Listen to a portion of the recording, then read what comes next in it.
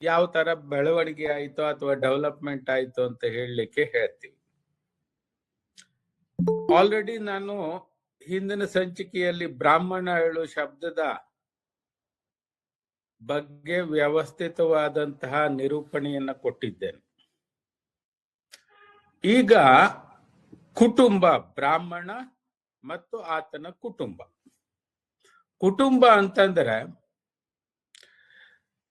ಯಾವುದೇ ಒಂದು ಗ್ರೂಪ್ ಅಂತಂದ್ರೆ ಒಂದು ವ್ಯವಸ್ಥಿತ ಗ್ರೂಪ್ ಇದ್ದು ಅದು ರಕ್ತ ಸಂಬಂಧ ಅಥವಾ ಮದುವೆಯಿಂದ ಆ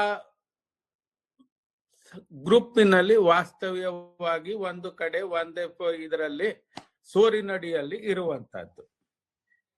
means group of persons related to the blood and marriage.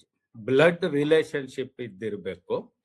Next ಅಥವಾ ಅಂತ ಸಂಬಂಧ ಮದುವೆಯಿಂದ ಬಂದಿದ್ದಂತ ಆಗಿರ್ಬೇಕು. ಉದಾಹರಣೆಗೆ ತಂದೆ, ಹೆಂಡತಿ, ಮಕ್ಕಳು, ಮೊಮ್ಮಕ್ಕಳು, ಇದು ಬ್ಲಡ್ ಅಂತಂದ್ರೆ ರಕ್ತ ಸಂಬಂಧ. ಹಾಗೇನೆ ಈ ಮದುವೆಯಿಂದ ಬಂದಿರುವಂತಹದ್ದು ಸಂಬಂಧ ಅಂತಂದ್ರೆ ಮಕ್ಕಳಿಗೆ ಮದುವೆ ಮಾಡಿರುವಂತಹದ್ದು ಸೊಸೆಗಳು ಅಥವಾ ಮತ್ತೆ ಮೊಮ್ಮ ಸೊಸೆಗಳು ಅಂತ ಕರಿತೀವಿ ನಮ್ಮ ಕಡೆಗೆ. ಅಂತಹ ರಿಲೇಶನ್ಶಿಪ್ ಒಂದು ಕಡೆಗೆ ಕಾಮನ್ ಆಗಿ ವಾಸ್ತವ್ಯವಾಗಿ ಇರುವಂತಹದ್ದಕ್ಕೆ ಕುಟುಂಬ ಅಂತ ಹೇಳ್ತೀವಿ. ಈ ಕುಟುಂಬ ವ್ಯವಸ್ಥೆ ಮೊದಲು ಮೆಸೊಪೊಟೇಮಿಯಾ ಸಂಸ್ಕೃತಿನಲ್ಲಿ ನಾವು ಫಸ್ಟ್ದಾಗಿ ಕಂಡುಕೊಂಡು ಬಂದಿರ್ತೀವಿ. ಅದಕ್ಕೂ ಮೊದಲು ಟ್ರೈಬಲ್ ಆಸ್ಪೆಕ್ಟ್ಸ್ ಇತ್ತು. ಅವು ಪಾಸ್ಟ್ ಅಷ್ಟರ ಹಿಂದೆ ಹೋಗುವಂತ ಅಗತ್ಯತೆ ನಮಗಿಲ್ಲ. ಹಾಗೇನೆ ಮೆಸೊಪೊಟೇಮಿಯಾ ಸಂಸ್ಕೃತಿನಲ್ಲಿ ಈ ಕುಟುಂಬ ವ್ಯವಸ್ಥೆ ಬಂದು ಆ ವ್ಯವಸ್ಥೆ ನಮ್ಮ ಇಂಡಿಯಾದಲ್ಲೂ ಡೆವಲಪ್ ಆಗುತ್ತೆ. ದಿ ಸಿಂಧು ಸಿವಿಲೈಸೇಷನ್ ನಲ್ಲಿ ನಾವು ತೆಗೆದುಕೊಂಡು ನೋಡಿದಾಗ ನಮ್ಮ ಭಾರತದ ಅತ್ಯಂತ ಪ್ರಾಚೀನ ಸಂಸ್ಕೃತಿಗಳಲ್ಲಿ ಅಥವಾ ಈ ಸಾಮಾಜಿಕ ವ್ಯವಸ್ಥೆಗಳಲ್ಲಿ Sindhu civilisation is an important thing. ಈ ಸಿಂಧು ಸಿವಿಲೈಸೇಷನ್ ನಲ್ಲಿ ನಾವು ಕೌಟುಂಬಿಕ ವ್ಯವಸ್ಥೆ, ನಗರ ವ್ಯವಸ್ಥೆ ಮತ್ತು ರಾಜ್ಯ ವ್ಯವಸ್ಥೆಗಳನ್ನು ಸಹ ನೋಡ್ಲಿಕ್ಕೆ ಸಾಧ್ಯತೆ ಆಗ್ತದೆ. ನಮ್ಮ ಇಲ್ಲಿ ಇಂಪಾರ್ಟೆನ್ಸ್ ಇದ್ದಿರುವಂತಹದ್ದು ಸಂಸ್ಕೃತಿ ಮತ್ತೆ ಕುಟುಂಬ, ಹಾಗೆ ನಮ್ಮ ರಾಜ್ಯ ಅಥವಾ ಈಗಿನ ಕಾನ್ಸೆಪ್ಟ್ ನಲ್ಲಿ ದೇಶ ಅಂತ ಕರಿತೀವಿ, ಆಗ ರಾಜ್ಯ. ಆ ವ್ಯವಸ್ಥೆ ಎಷ್ಟು ಉಪಯುಕ್ತತೆ ಹೇಳುವಂತಹದ್ದನ್ನು ಕಂಡುಕೊಂಡು ಈ ಮಾನವ ಸಂಕುಲ ಅಂತಂದ್ರೆ ಸಮಾಜ ಕುಟುಂಬದ ವ್ಯವಸ್ಥೆಯನ್ನ ಅನುಕರಣೆ ಮಾಡಿ ಅದನ್ನ ಪಾರಂಪರಿಕವಾಗಿ ಇವತ್ತಿನ ತನಕನೂ ತೆಗೆದುಕೊಂಡು ಬಂದಿದೆ.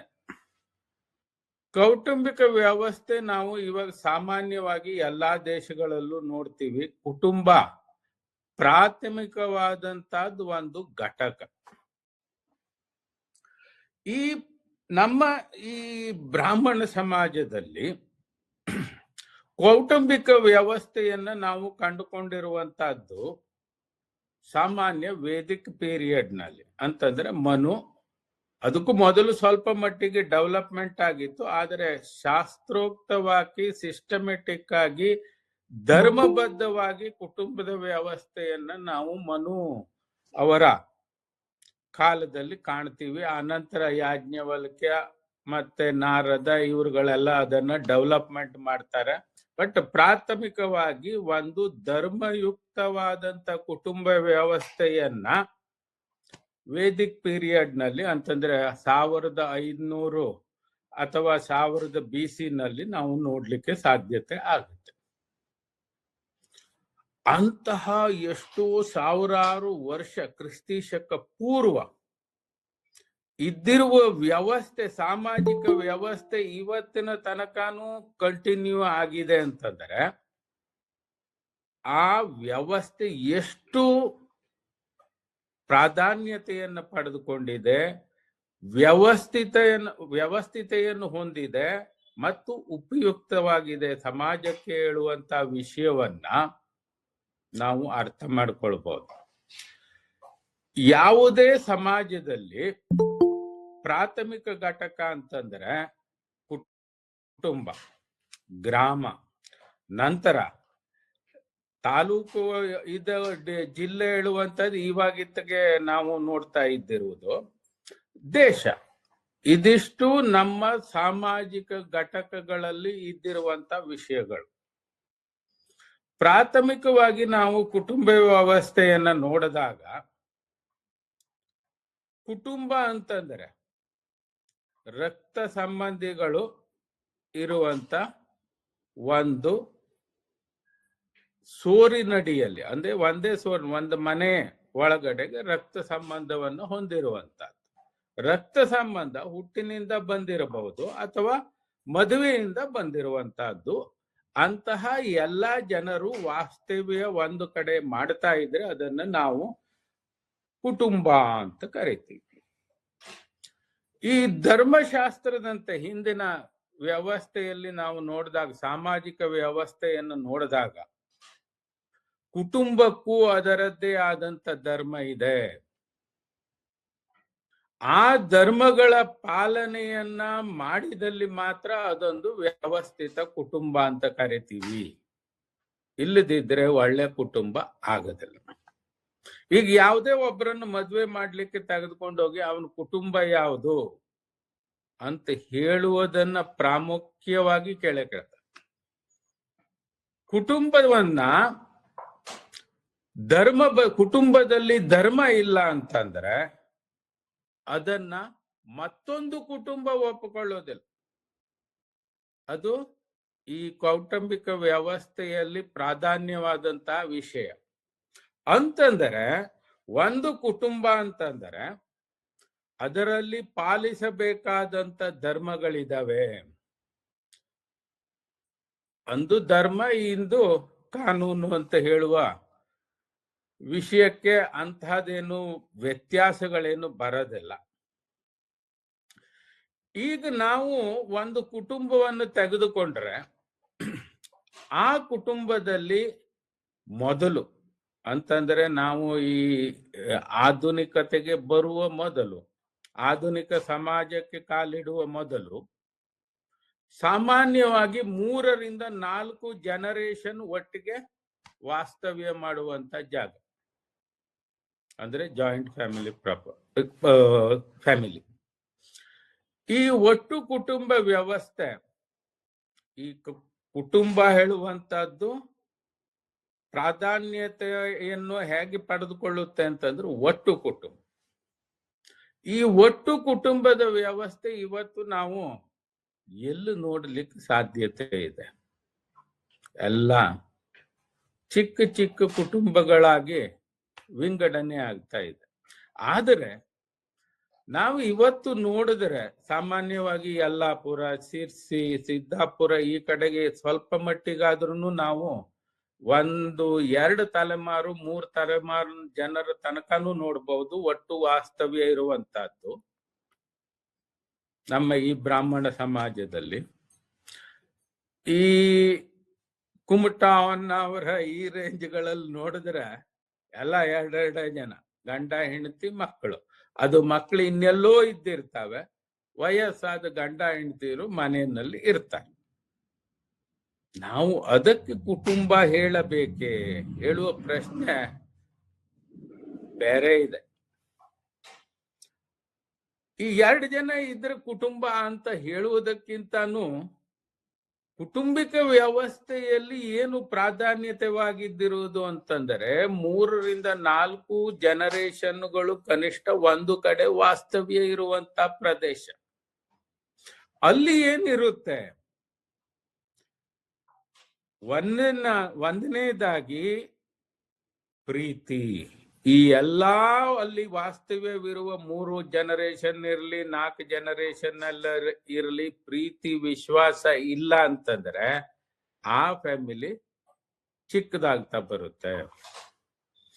ಅಂತಂದ್ರೆ ಈ ಪ್ರೀತಿ ಮತ್ತು ವಿಶ್ವಾಸ ಇದು ಒಂದನೇ ಫೀಚರ್ ಅಂದ್ರೆ ಲಕ್ಷಣ. ಎರಡನೇದಾಗಿ ಹೊಂದಾಣಿಕೆ, ಅಂಡರ್ಸ್ಟ್ಯಾಂಡಿಂಗ್ಸ್.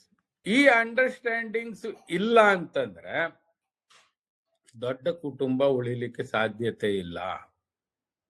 ಅದು ಬರೀ ಕುಟುಂಬ ಅಂತ ಹೇಳುವಂತ ಸ್ಥಿತಿಗೆ ಬರುತ್ತೆ. ಅಪ್ಪ ಮಕ್ಕಳುಗಳು ಇರುವಂತ ಪರಿಸ್ಥಿತಿಗಳಿಗೆ ಬರುತ್ತೆ. ಅದು ಮಕ್ಕಳುಗಳು ದೊಡ್ಡಾದ ನಂತರ ಮತ್ತೆ ಮಿಸ್ಅಂಡರ್ಸ್ಟ್ಯಾಂಡಿಂಗ್ಸ್ ಇದ್ರೆ ಅಲ್ಲೂ ಮತ್ತೆ ಡಿವಿಷನ್ ಆಗಿ ಎಲ್ಲ ಮೈಕ್ರೋ ಫ್ಯಾಮಿಲಿಗಳಿಗೆ ಹೋಗ್ತಾ ಇರುತ್ತೆ.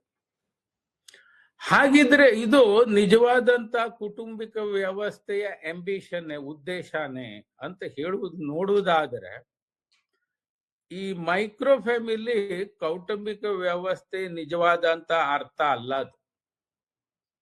ಅದು ನಮ್ಮ ಸಂಕುಚಿತವಾದಂತ ಮನೋಭಾವದಿಂದ ನಾವುಗಳು ಪ್ರತ್ಯೇಕತೆಯನ್ನ ಹೊಂದಿಕೊಂಡು ನಾವುಗಳಷ್ಟೇ ನಮ್ಮ ವ್ಯವಸ್ಥೆ ಮಾಡಿಕೊಳ್ಳಬೇಕೆಂದು ಹೋರಾಡ್ತಿರೋದು.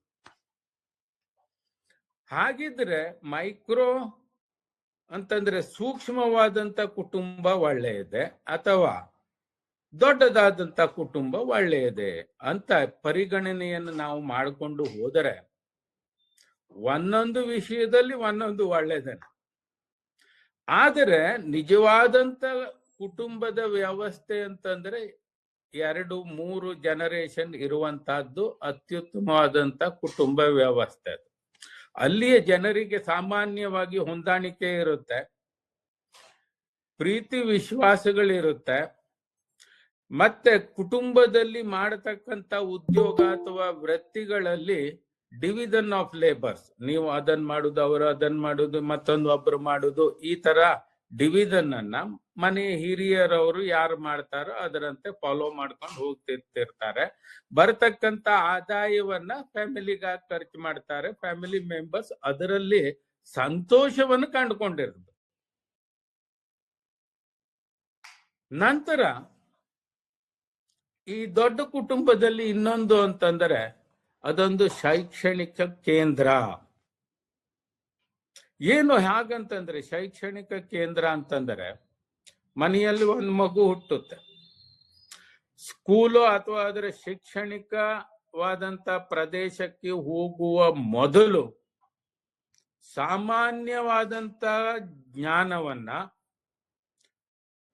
ಮನುಷ್ಯನಿಗೆ ಬೇಕಾಗಂತ ಅಗತ್ಯವಿರುವಂತಹ ಗುಣಧರ್ಮಗಳನ್ನ, ಪ್ರವೃತ್ತಿಗಳನ್ನ, ಕಲ್ಚರನ್ನ, ಮತ್ತೆ ಆ ವ್ಯಕ್ತಿತ್ವದ ರೂಪಣೆಯನ್ನ ಮಾಡುವಂತಹದ್ದು ಕುಟುಂಬ. ಅಗತ್ಯವಿರುವ ಶಿಕ್ಷಣ ಮತ್ತು ತಪ್ಪಾದಾಗ ಶಿಕ್ಷೆ, ಇದು ಎರಡನ್ನೂ ಕುಟುಂಬ ಕೊಡುತ್ತೆ. ಅಂತಂದ್ರೆ ಒಂದು ವ್ಯಕ್ತಿ ಹುಟ್ಟಿ ಆತನ ಸಮಗ್ರ ಸ್ವರೂಪವನ್ನ ಒಂದು ಬಾಲ್ಯಸ್ಥವಾಗಿರುವಾಗಲೇ ಪ್ರಾಧಾನ್ಯ ಮಾಡುವಂತಹದ್ದನ್ನ ನಾವು ಕುಟುಂಬ ವ್ಯವಸ್ಥೆಯಿಂದ ಮಾತ್ರ ನೋಡ್ಕೊಳ್ತೀವಿ. ಇಲ್ಲಿ ಕೌಟುಂಬಿಕವಾದಂತಹದ್ದು ವ್ಯವಸ್ಥೆಯಲ್ಲಿ ಶಿಕ್ಷಣ ಮತ್ತು ಅಂತಂದ್ರೆ ಅವನಿಗೆ ಪ್ರಾಥಮಿಕವಾದಂತಹ ನಾಲೆಜ್ ಅನ್ನ, ಜ್ಞಾನವನ್ನ ಕೊಟ್ಟಿಲ್ಲ ಅಂತಂದ್ರೆ ಅವನು ಸ್ಕೂಲ್ನಲ್ಲಿ ಡೆವಲಪ್ ಆಗುವುದು ಬಹಳ ಕಷ್ಟ ಇದ್ದಿರುತ್ತೆ. ನಮಗೆ ಮನುಷ್ಯನಿಗೆ ಬರೀ ಎಜುಕೇಶನ್ ಅಲ್ಲ, ಮನುಷ್ಯನಿಗೆ ಬೇಕಾದಂತಹದ್ದು ಮೊರಾಲಿಟಿ, ಮಾನವತ್ವ, ಮತ್ತೆ ಕಲ್ಚರು, ನಮ್ಮ ಸಂಸ್ಕೃತಿ, ಅದನ್ನ ಬೆಳೆಸುವಂತಹದ್ದು ಈ ದೊಡ್ಡ ಕುಟುಂಬದಲ್ಲಿ ನಾವು ನೋಡ್ತೀವಿ. ನಾನು ಅದಕ್ಕಾಗಿ ಅಂತಹ ದೊಡ್ಡ ಕುಟುಂಬವನ್ನ ಮಾತ್ರ ನನ್ನ ವೈಯಕ್ತಿಕವಾಗಿ ಅದನ್ನು ಕುಟುಂಬ ಅಂತ ಕರಿತೀನಿ. ಈಗ ಮೈಕ್ರೋ ಅಪ್ಪ ಅಮ್ಮ ಮಗ 3 ಜನ ಇರ್ತಾರೆ. Can we say it is A family? Family ಹೇಳುವುದಕ್ಕೆ ಅದರದ್ದೇ ಆದಂತಹದ್ದು ಒಂದು ಡೆಫಿನೇಷನ್ ಇದೆ, ಅದರದ್ದೇ ಆದಂತ ಲಕ್ಷಣಗಳಿದಾವೆ.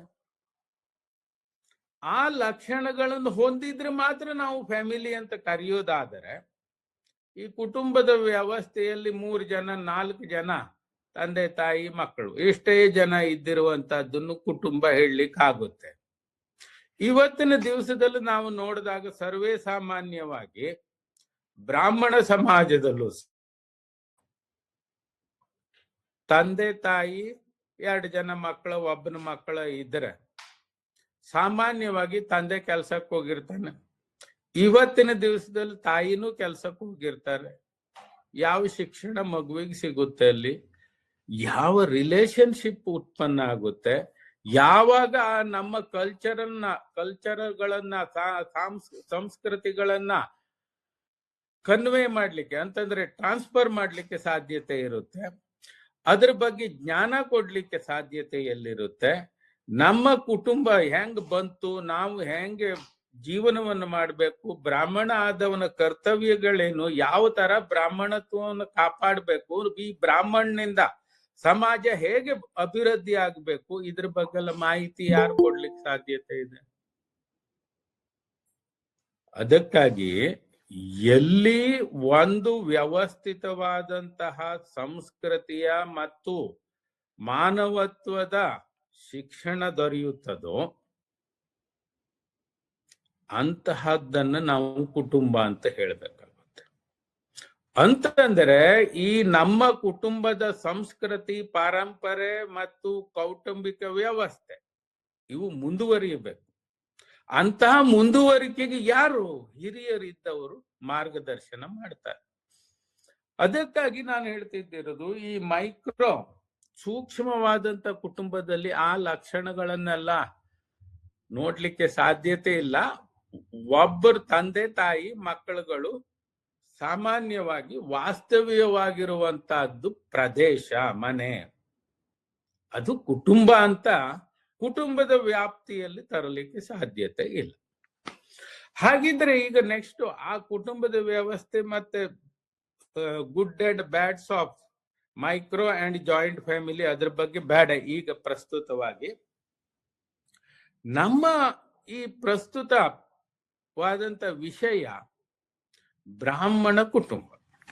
ಬ್ರಾಹ್ಮಣ ಕುಟುಂಬ ಅಂತಂದ್ರೆ ಅದಕ್ಕೆ ನಾನು ಮೊದಲೇ ಹೇಳಿದಂಗೆ ಧರ್ಮ ಇದ್ದಿರುತ್ತೆ, ಕುಟುಂಬದಲ್ಲೂ ಧರ್ಮ ಇರುತ್ತೆ, ರಾಜ್ಯದಲ್ಲೂ ಧರ್ಮ ಇರುತ್ತೆ. ಇದು ಆ ಕಾಲದ ಸಂಸ್ಕೃತಿ. ಈಗ ಕಾನೂನಿನ ವ್ಯವಸ್ಥೆ ಇದೆ. ಮುಖ್ಯವಾಗಿ ಬ್ರಾಹ್ಮಣ ಕುಟುಂಬ ಅಂತಂದ್ರೆ ಮಾಡೆಲ್, ರೋಲ್ ಮಾಡೆಲ್, ಎಲ್ಲಾ ಸಮಾಜಕ್ಕೂ ಅದು ರೋಲ್ ಮಾಡೆಲ್ ಆಗಿತ್ತು, ಮುಂದೆ ಆಗ್ಬೇಕು ಅಂತ ಹೇಳುದು ನಮ್ಮ ಆಶಯ. ಹಾಗೇನೆ ಈ ಕುಟುಂಬದಲ್ಲಿ ಒಂದನೆಯದಾಗಿ ಬ್ರಾಹ್ಮಣ ಕುಟುಂಬದಲ್ಲಿ ಲಕ್ಷಣಗಳೇನು, ನಾವು ಬ್ರಾಹ್ಮಣರ ಕುಟುಂಬ ಅಂತ ಕರೀಲಿಕ್ಕೆ ಕಾರಣಗಳಿದ್ದಿರ್ತವೆ. ಅಲ್ಲಿ ಪ್ರತಿನಿತ್ಯ ಪೂಜೆ, ಯಜ್ಞ ಕಾರ್ಯ ಮತ್ತೆ ಎಲ್ಲ ಹಬ್ಬಗಳ ಆಚರಣೆ, ಒಂದೇ ಫೀಚರ್ ಇವುಗಳು ಇದ್ರೆ ಅವುಗಳನ್ನ ನಾವು ಬ್ರಾಹ್ಮಣ ಫ್ಯಾಮಿಲಿ ಅಂತ ನಾವು ನೋಡ್ಬೇಕಾಗುತ್ತೆ. ಎರಡನೆಯದಾಗಿ ಈ ಯಜ್ಞೋಪವೀತ ಅಂತಂದ್ರೆ ಜನ್ನಾವರ ಅಂತ ನಾವು ಇವಾಗ ಏನು ಕರಿತೀವೋ ಅದರ ಧಾರಣೆ ಇರುತ್ತದೆ. ಬ್ರಾಹ್ಮಣ ಕುಟುಂಬದಲ್ಲಿ ಮಾತ್ರ ಅದನ್ನು ನಾವು ಕಾಣ್ಬೋದು. ಅಂತಂದ್ರೆ ಈಗ ನಾವು ಬೇರೆ ಬೇರೆ ಕಮ್ಯುನಿಟಿನಲ್ಲೂ ಜನ್ನಾವರ ಹಾಕ್ತಾರೆ, ಅದಲ್ಲ. ನಾವು ಪ್ರಾಥಮಿಕವಾಗಿ ನಾವು ಇದನ್ನ ಪರಿಗಣನೆಗೆ ತೆಗೆದುಕೊಂಡ್ರೆ ಬ್ರಾಹ್ಮಣನು ಯಜ್ಞೋಪವೀತವನ್ನು ಧರಿಸ್ತಾನೆ. ಅಂತಹ ಯಜ್ಞೋಪವೀತ ಧಾರಣೆಯ ವ್ಯಕ್ತಿಗಳು ಒಂದು ಕಡೆಗೆ ಇದ್ದಿರುವಂತದ್ದು. ಅಂತಂದ್ರೆ blood relationship, either marriage is the mandatory. Next ಧಾರ್ಮಿಕತ್ವ ಮತ್ತು ಮೊರಾಲಿಟಿ, ನೈತಿಕತ್ವ ಆ ಫ್ಯಾಮಿಲಿ ಒಳಗಡೆಗಿರುತ್ತೆ. ಯಾವುದು ಅಂತಂದ್ರೆ ತಾತನೋ ತಂದೆನೋ ಅತ್ಯಂತ ಹಿರಿಯರು ಆ ಫ್ಯಾಮಿಲಿಯ leader, head of the family. ಆ ಲೀಡರು ಅವರು ಡಿಸೈಡ್ ಮಾಡಿರುವಂತ ವಿಷಯಗಳನ್ನ ನೈತಿಕವಾಗಿದ್ದಿರುತ್ತೆ. ಒಬ್ರಿಗೊಬ್ರಿಗೆ ಅವನಿಗೆ 4 ಜನ ಮಕ್ಕಳುಗಳಿದ್ರೆ ವ್ಯತ್ಯಾಸವನ್ನ ನಾವು ಪರಿಶುದ್ಧವಾದಂತಹ ಫ್ಯಾಮಿಲಿನಲ್ಲಿ ನೋಡ್ಲಿಕ್ಕೆ ಸಾಧ್ಯತೆ ಇಲ್ಲ. ಎಲ್ಲಾ ಮಕ್ಕಳು ಒಂದೇ, ಎಲ್ಲಾ ಫ್ಯಾಮಿಲಿಯಲ್ಲಿ ಇರುವಂತ ಜೀವಿನೂ ಒಂದೇ, ಅಲ್ಲಿ ಅವರು ಸಾಕ್ತಾ ಇರುವಂತಹ ಹಸುಗಳ ವಿಷಯದಾಗ ಹೋದ್ರು ಅವುಗಳು ಒಂದೇ, ಎಲ್ಲವೂ ಒಂದೇ ತರದಲ್ಲಿ ನೋಡ್ತಾರೆ. ಅಂತಂದ್ರೆ ಈ ಪ್ರಾಥಮಿಕವಾದಂತ ಸ್ಪಿರಿಚುವಾಲಿಟಿ ಮತ್ತೆ ಈ ಮೊರಾಲಿಟಿ, ಇದು ಎರಡು ವಿಷಯವನ್ನ ನಾವು ಬ್ರಾಹ್ಮಣ ಫ್ಯಾಮಿಲಿಯಲ್ಲಿ ನೋಡ್ತೀವಿ. ಹಾಗೆ ಬ್ರಾಹ್ಮಣ ಫ್ಯಾಮಿಲಿ ಅಂತ ಯಾವುದಕ್ಕೆ ಕರಿತೀವಿ ಅಂತ ಹೇಳುವುದಕ್ಕೆ ಇವೆಲ್ಲ ಫೀಚರ್ಸ್ ಅಂತಂದ್ರೆ ಲಕ್ಷಣಗಳು. ಹಾಗೇನೆ ಫುಡ್ ಸಿಸ್ಟಮ್ ಅಂತಂದ್ರೆ ಆಹಾರದ ಕ್ರಮ. ವೆಜಿಟೇರಿಯನ್ ಫುಲ್ಲಿ ಬ್ರಾಹ್ಮಣ ಕುಟುಂಬದಲ್ಲಿ ಮತ್ತೆ ಯಾವ ಆಹಾರಕ್ಕೂ ಅವಕಾಶವೂ ಇಲ್ಲವೇ ಇಲ್ಲ, ಪ್ಯೂರ್ ವೆಜಿಟೇರಿಯನ್.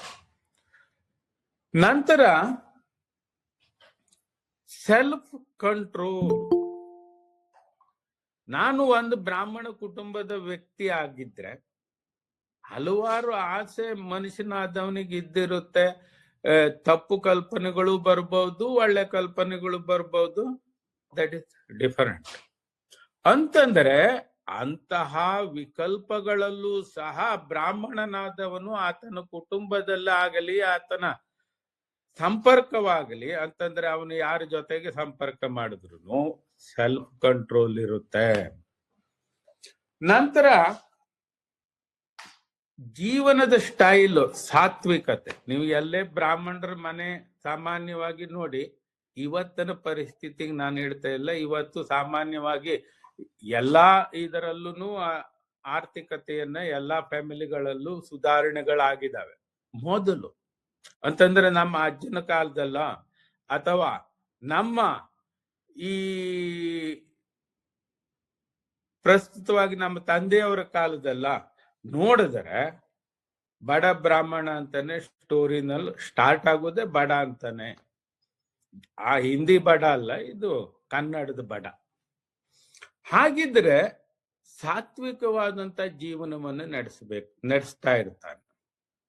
ಈ ಎಲ್ಲಾ ಲಕ್ಷಣಗಳನ್ನ ಜೊತೆಗೆ ಕುಟುಂಬದಲ್ಲಿ ಶಿಕ್ಷಣ ಮತ್ತು ನಾಲೆಜ್ಗೆ ಅಂತಂದ್ರೆ ಜ್ಞಾನಕ್ಕೆ ಅತ್ಯಂತ ಆದ್ಯತೆ ಇದ್ದಿರುತ್ತೆ. ಇದು ಯಾವ ಫ್ಯಾಮಿಲಿನಲ್ಲೂ ಸಿಕ್ಕಲ್ಲ. ಅದಕ್ಕಾಗಿ ಒಂದು ಬ್ರಾಹ್ಮಣ ಆತನ ಕುಟುಂಬ ಅಂತಂದ್ರೆ ಇದೆಲ್ಲಾ ಗುಣಲಕ್ಷಣಗಳ ವೈಶಿಷ್ಟ್ಯ ಪೂರ್ಣವಾದಂತ ಜೀವನ ನಡೆಸುವಿಕೆಯ ಕ್ರಮ.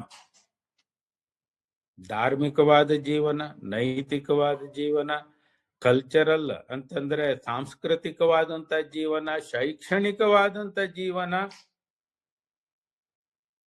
ಇವೆಲ್ಲಾ ಲಕ್ಷಣಗಳನ್ನ ಬ್ರಾಹ್ಮಣ ಫ್ಯಾಮಿಲಿಯಲ್ಲಿ ಮಾತ್ರ ನೋಡ್ಲಿಕ್ಕೆ ಸಾಧ್ಯತೆ ಇದ್ದಿರುತ್ತೆ. ಮತ್ತೆ ಯಾವ ಫ್ಯಾಮಿಲಿ ಸೊಸೈಟಿನಲ್ಲಿ ನೀವು ತೆಗೆದುಕೊಂಡು ನೋಡಿ, ಕಂಪ್ಯಾರಿಸನ್ ನೀವು ಇವತ್ತು ಕೂತ್ಕೊಂಡು ಮಾಡಿ ನೋಡಿ, ಈ ಎಲ್ಲಾ ಲಕ್ಷಣಗಳು ಸಿಗುವುದು ಒಂದು ಬ್ರಾಹ್ಮಣ ಫ್ಯಾಮಿಲಿ. ಅದಕ್ಕಾಗಿ ನಾನು ಹೇಳ್ತಿದ್ದಿರೋದು ಬ್ರಾಹ್ಮಣ ಫ್ಯಾಮಿಲಿ ಸಮಾಜಕ್ಕೆ ಎಷ್ಟು ಇಂಪಾರ್ಟೆಂಟು, ಮತ್ತೆ ಈ ಸಮಾಜವನ್ನ ಮುಂದುವರಿಸಲು ಮತ್ತು ಮಾರ್ಗದರ್ಶಕವಾಗಿರಲಿಕ್ಕೆ ಬ್ರಾಹ್ಮಣ ಸಮಾಜದ ಅಗತ್ಯತೆ ಎಷ್ಟಿದೆ, ಆ ಅಗತ್ಯತೆ ಪೂರೈಸುವುದಕ್ಕಾಗಿ ಬ್ರಾಹ್ಮಣ ಮಾಡಬೇಕಾದಂತ ಜವಾಬ್ದಾರಿನೂ ಇದೆ. ಆದುದರಿಂದ ಈ ನಮ್ಮ ಬ್ರಾಹ್ಮಣ ಕುಟುಂಬ ಹೇಳುವಂತಹದ್ದು ಒಂದು ಸಂಸ್ಥೆ. ಎಲ್ಲಾ ಕುಟುಂಬನೂ ಇನ್ಸ್ಟಿಟ್ಯೂಷನ್ ಅಂತಾನೆ ಕರಿತೀವಿ. ಬಟ್ ನನ್ನ ಪ್ರಕಾರ ಬ್ರಾಹ್ಮಣ ಕುಟುಂಬದಲ್ಲಿ ಈ ಲಕ್ಷಣಗಳನ್ನ ನಾವು ಕಾಣಲಿಕ್ಕೆ ಸಾಧ್ಯತೆ ಇದೆ. ಇವತ್ತಿಗಾದ್ರೂ ಹಲವಾರು ಕುಟುಂಬಗಳಿದಾವೆ. ಹಲವಾರು ಕುಟುಂಬ ಇವನ್ ವ್ಯವಸಾಯ ಮಾಡದಿದ್ರು ಬ್ರಾಹ್ಮಣ ಕುಟುಂಬದಲ್ಲಿ ಇನ್ನೊಂದು ಅಂತಂದ್ರೆ ಪೌರೋಹಿತ್ಯನೂ ಮಾಡ್ತಿರ್ತಾರೆ. ಆದ ಕಾರಣ ನಾವು ಏನ್ ಹೇಳ್ತಾ ಇದ್ದಿರೋದು ಅಂತಂದ್ರೆ ಬ್ರಾಹ್ಮಣ ಕುಟುಂಬ ಅತ್ಯಂತವಾದಂತ ಶ್ರೇಷ್ಠವಾದಂತ ಕುಟುಂಬಿಕ ವ್ಯವಸ್ಥೆ. ಈ ಶ್ರೇಷ್ಠ ಕುಟುಂಬದ ವ್ಯವಸ್ಥೆ ಸಮಾಜವನ್ನ ಒಂದು ಸಾಂಸ್ಕೃತಿಕವಾಗಿ, ನೈತಿಕವಾಗಿ ಮತ್ತು ಪಾರಂಪರಿಕವಾಗಿ ಮುಂದುವರಿಸಿಕೊಂಡು ಹೋಗಲಿಕ್ಕೆ ಇದು ರೋಲ್ ಮಾಡೆಲ್, ಮಾರ್ಗದರ್ಶಕವಾದಂತ ಕೌಟುಂಬಿಕ ವ್ಯವಸ್ಥೆ ಅಂತ ಹೇಳಿ. ಇವತ್ತು ಈ ಕುಟುಂಬ, ಬ್ರಾಹ್ಮಣ ಕುಟುಂಬ ಒಂದು ವ್ಯವಸ್ಥಿತವಾದಂತ ಈ ಎಲ್ಲಾ ಲಕ್ಷಣಗಳನ್ನ ಇಟ್ಟುಕೊಂಡು ನಡೀತಾ ಇದ್ದರೆ, ಉಳಿದ ಸಮಾಜವೂ ಸಹ, ಉಳಿದ ಸಮಾಜದಲ್ಲಿರ್ತಕ್ಕಂಥ ಯಾವುದೇ ವರ್ಣ, ಜಾತಿ ಅಥವಾ ಇನ್ಯಾವುದೇ ಕಮ್ಯುನಿಟಿ ಇದ್ರೂ ಇದನ್ನು ಫಾಲೋ ಮಾಡುತ್ತೆ. ಮತ್ತೆ ಈ ಬ್ರಾಹ್ಮಣನಿಗೆ ಗೌರವ ಸಿಗುತ್ತೆ. ಯಾತಕ್ಕೆ ಅಂತಂದ್ರೆ ಸಮಾಜಕ್ಕೆ ಅವನ ಸಾತ್ವಿಕ ಜೀವನವನ್ನ ನಿರೂಪಣೆ ಮಾಡಿ ಅದರಿಂದ ಆಗುವಂತಹ ಉಪಯೋಗಗಳ ಬಗ್ಗೆ ನೇರವಾಗಿ ಮತ್ತು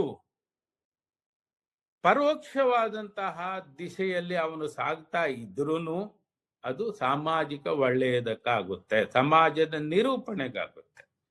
ಒಂದು ಅತ್ಯಂತ ಸಮಾಜವನ್ನು ಕಟ್ಟಬಹುದು. ಕುಟುಂಬ ವ್ಯವಸ್ಥೆ ಯಾವ ದೇಶದಲ್ಲಿ ವ್ಯವಸ್ಥಿತವಾಗಿದೆಯೋ ಆ ದೇಶ ಆರ್ಥಿಕವಾಗಿ, ಶೈಕ್ಷಣಿಕವಾಗಿ ಮತ್ತು ಎಲ್ಲಾ ಈ ಮಿಲಿಟರಿ ಅವು ಇವು ಎಲ್ಲಾ ದಿಶೆಯಿಂದನೂ ಗಟ್ಟಿಯಾಗಿರುತ್ತೆ. ಅಂತಂದ್ರೆ ಕುಟುಂಬದ ವ್ಯವಸ್ಥೆ ಅತ್ಯುನ್ನತವಾದದ್ದು, ಫೌಂಡೇಶನ್. ಈ ಕುಟುಂಬದ ವ್ಯವಸ್ಥೆಯಲ್ಲಿ ಅವ್ಯವಸ್ಥೆ ಇದ್ದರೆ ಆಗ ಸ್ವಾಭಾವಿಕವಾಗಿ ಆ ಕುಟುಂಬದ ಸದಸ್ಯ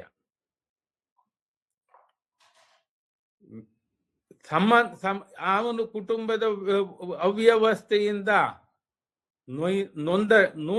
ಪೇನ್ ಆಗುತ್ತೆ. ಮತ್ತೆ ವಿಚಲಿತವಾದಂತಹ ಮನಸ್ಸು ಉತ್ಪನ್ನ ಆಗುತ್ತೆ, ದ್ವೇಷ ಉತ್ಪನ್ನ ಆಗುತ್ತೆ. ಅಂತಂದ್ರೆ ನೆಮ್ಮದಿಯಿಂದ ಇರಲಿಕ್ಕೆ ಸಾಧ್ಯತೆ ಇಲ್ಲ. ಆ ನೆಮ್ಮದಿ ಕುಟುಂಬವನ್ನು ಹಾಳು ಮಾಡಬಹುದು, ಪರೋಕ್ಷವಾಗಿ ದೇಶಕ್ಕೆ ಹಾನಿಯಾಗುತ್ತೆ. ಅಂತಂದ್ರೆ ಒಂದು ಕುಟುಂಬದಲ್ಲಿ ಒಂದು ಪ್ರೀತಿ, ವಿಶ್ವಾಸ ಮತ್ತು ಅಂಡರ್ಸ್ಟ್ಯಾಂಡಿಂಗ್ಸ್ ಇದ್ದಲ್ಲಿ ಅಂತಹ ಕುಟುಂಬದಿಂದ ದೇಶ ವ್ಯವಸ್ಥಿತವಾಗಿರುತ್ತೆ. ಅವ್ಯವಸ್ಥಿತ ಕುಟುಂಬ ಇದ್ದಲ್ಲಿ ದೇಶ ವ್ಯವಸ್ಥಿತವಾಗಿ ಇರಲಿಕ್ಕೆ ಸಾಧ್ಯತೆ ಇಲ್ಲ. ಆ ಆಧಾರದ ಮೇಲೆ ಕೌಟುಂಬಿಕ ವ್ಯವಸ್ಥೆ ಜಾರಿಯಲ್ಲಿ ಬಂತು. ನಂತರ ಈಗ ನಾವು ಬ್ರಾಹ್ಮಣ ಕುಟುಂಬವನ್ನು ನೋಡಿದಾಗ ಇಂತಹ ಸಂಸ್ಕೃತಿಗಳ ಬೇಸ್ನಲ್ಲಿ ಬ್ರಾಹ್ಮಣ ಕುಟುಂಬ ಇದ್ದಲ್ಲಿ ಆ ಕುಟುಂಬದ ಆಗು ಹೋಗುಗಳು ಏನು, ಅದು ಇಂಪಾರ್ಟೆಂಟ್ ಬಂದಿರುತ್ತೆ. ನಾವು ಒಂದು ಕುಟುಂಬವನ್ನ ತೆಗೆದುಕೊಂಡರೆ ಮುಖ್ಯವಾದಂತಹದ್ದು, ಈ ಕುಟುಂಬ ವರ್ಣಾಶ್ರಮ ಧರ್ಮದಲ್ಲೂ ಸಹ ರಿಲೇಟೆಡ್ ಆಗಿದೆ. ಅದು ನೀವು ಮನುಧರ್ಮ ಶಾಸ್ತ್ರವನ್ನ ನೋಡಿದಾಗ ಗೊತ್ತಾಗುತ್ತೆ. ಈಗ ವರ್ಣ ವಿಷಯವಾಗೂ ಅಪ್ರಸ್ತುತ, ಹಾಗೇನೆ ಈ ಆಶ್ರಮಗಳಲ್ಲೂ ಎಲ್ಲಾ ವ್ಯವಸ್ಥೆ, ಒಂದು 2-3 ವ್ಯವಸ್ಥೆಯನ್ನು ಮಾತ್ರ ನಾವು ಫಾಲೋ ಮಾಡ್ತಿದ್ದೀವಿ, ಬಿಟ್ರೆ ನಂತರದ ವ್ಯವಸ್ಥೆಗಾಗಿ ಯಾವುದು ಇಲ್ಲ. ಈ ಒಂದನೇ ವ್ಯವಸ್ಥೆ ಅಂತಂದ್ರೆ ಆಶ್ರಮದಲ್ಲಿ ಬಾಲ್ಯ, ಬ್ರಹ್ಮಚರ್ಯ, ವಿವಾಹ, ವಾನಪ್ರಸ್ಥ, ಸನ್ಯಾಸ.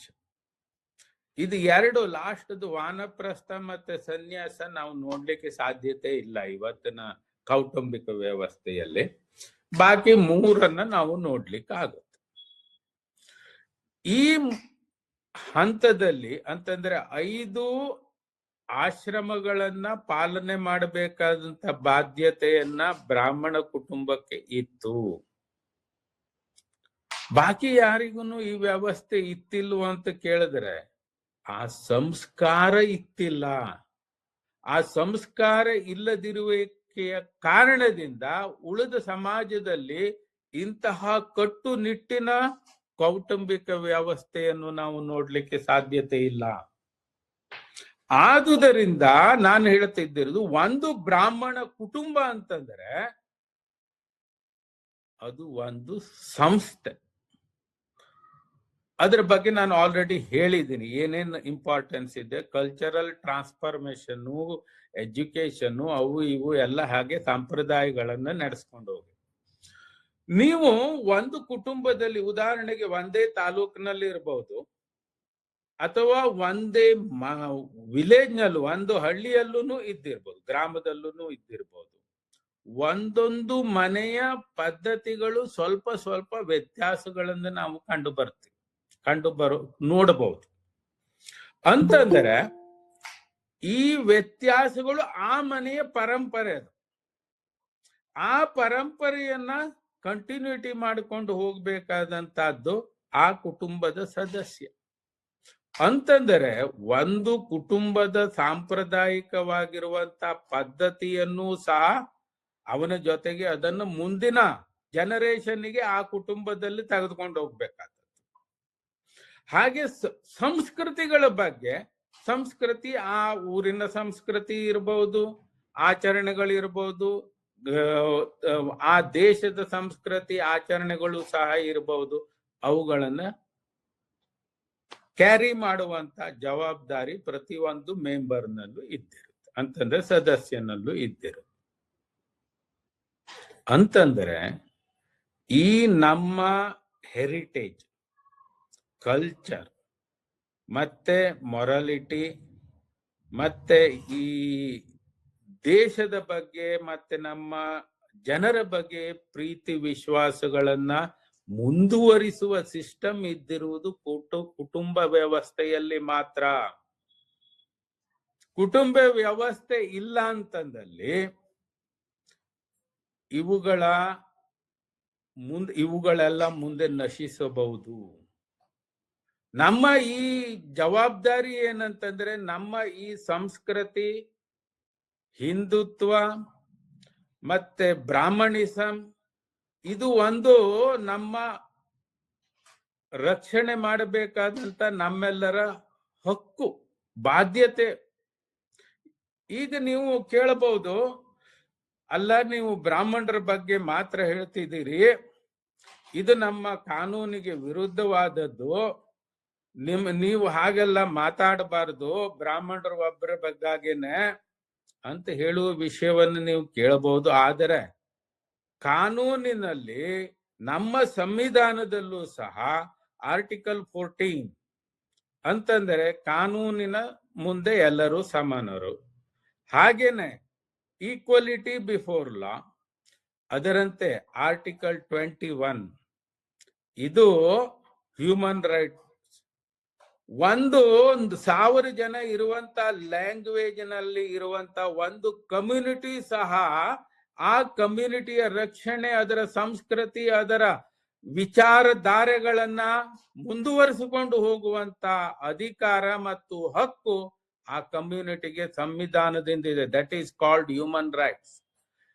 ಹಾಗೇನೆ human rights, even linguistic rights, community particular cultural rights, all these are the part of the human rights, and every member of that particular community has a right to protect such particular rights of his community, as well as he can carry that particular community for futures.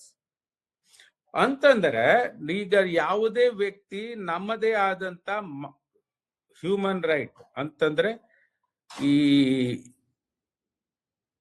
ಮಾನವಿಕ ಹಕ್ಕು, ಈ ಮಾನವಿಕ ಹಕ್ಕುಗಳು ಅಂತಂದ್ರೆ ನಮ್ಮ ಭಾಷೆಯನ್ನ ರಕ್ಷಣೆ ಮಾಡ್ಕೋಬಹುದು, ಎಷ್ಟೇ ಚಿಕ್ಕದಾಗಿದ್ರು.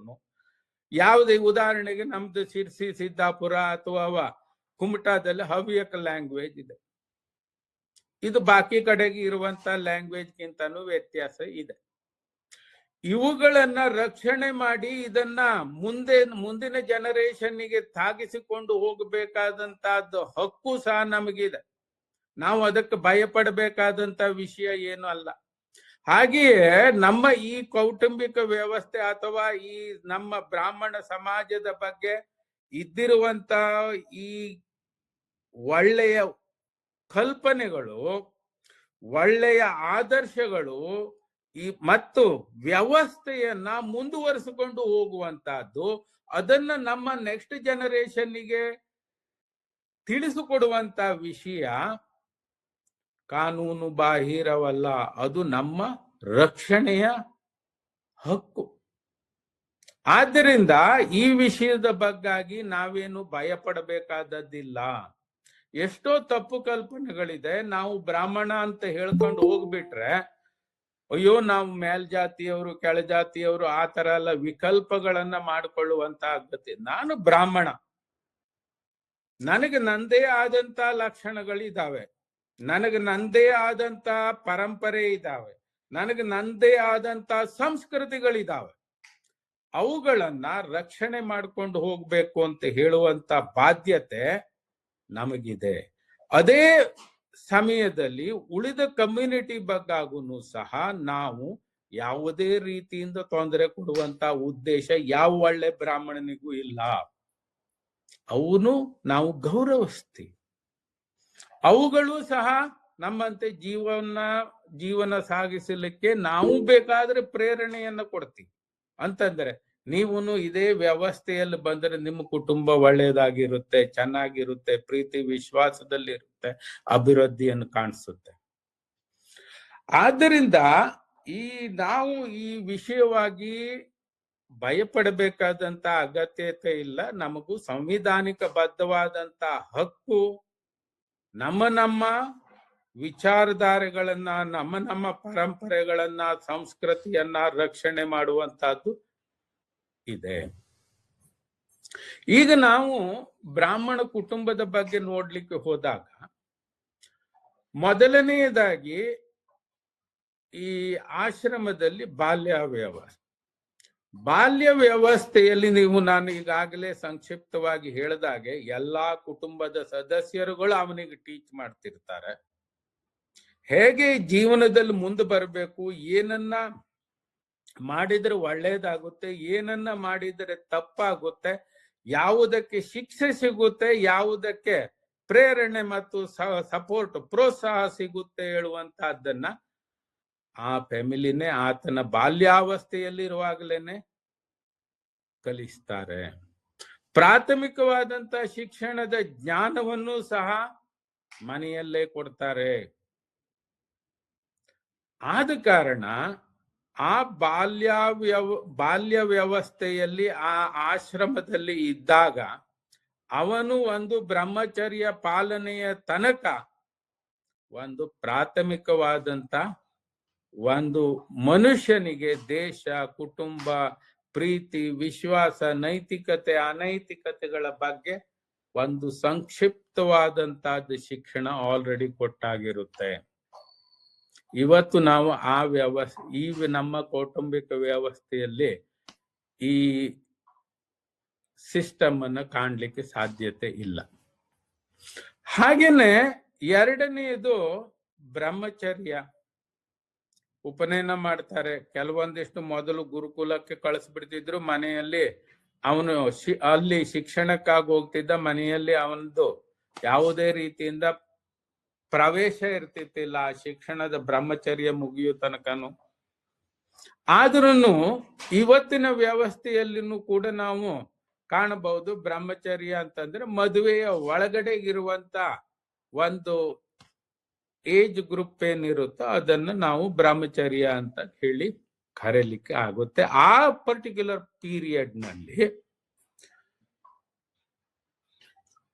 ಈ ಶಿಕ್ಷಣ ನಮ್ಮ ಪರಂಪರೆ, ಸಂಸ್ಕೃತಿ ಮತ್ತು ಇನ್ನಿತರ ವಿಷಯವಾಗಿ ವ್ಯವಸ್ಥಿತ ಜ್ಞಾನವನ್ನ ಪಡೆದುಕೊಳ್ಳು. ನಂತರ ಈ ಮದುವೆ ಹಂತಕ್ಕೆ ಬರ್ತಾರೆ. ಇಲ್ಲಿಯ ತನಕನು ಬಾಲ್ಯ ಮತ್ತು ಈ ಇದರ ಪೀರಿಯಡ್ಗಳಲ್ಲಿ ಅಂತಂದ್ರೆ ಏನ್ ಹೇಳ್ತೀವಿ ನಾವು, ಬ್ರಹ್ಮಚರ್ಯ ಪೀರಿಯಡ್ ನಲ್ಲಿ ನಾವು ಕಾನೂನಾತ್ಮಕವಾದಂತ ಪ್ರಾಬ್ಲಮ್ಸ್ ಗಳನ್ನ ನಾವು ಕಾಣ್ಲಿಕ್ಕೆ ಸಾಧ್ಯತೆ ಇಲ್ಲ. ಮದುವೆ ಹಂತದಲ್ಲಿ ಬರ್ತಾರೆ. ಈ ಮದುವೆ ಹಂತದಲ್ಲಿ ಬಂದರೆ marriage system in the family. ಏನು ಎಲ್ಲ ಮನೆ ಹೆಣ್ಣು ಮಕ್ಕಳುಗಳನ್ನು ಯಾರು ಎಲ್ಲರೂ ತಂದುಕೊಳ್ಳೋದಿಲ್ಲ.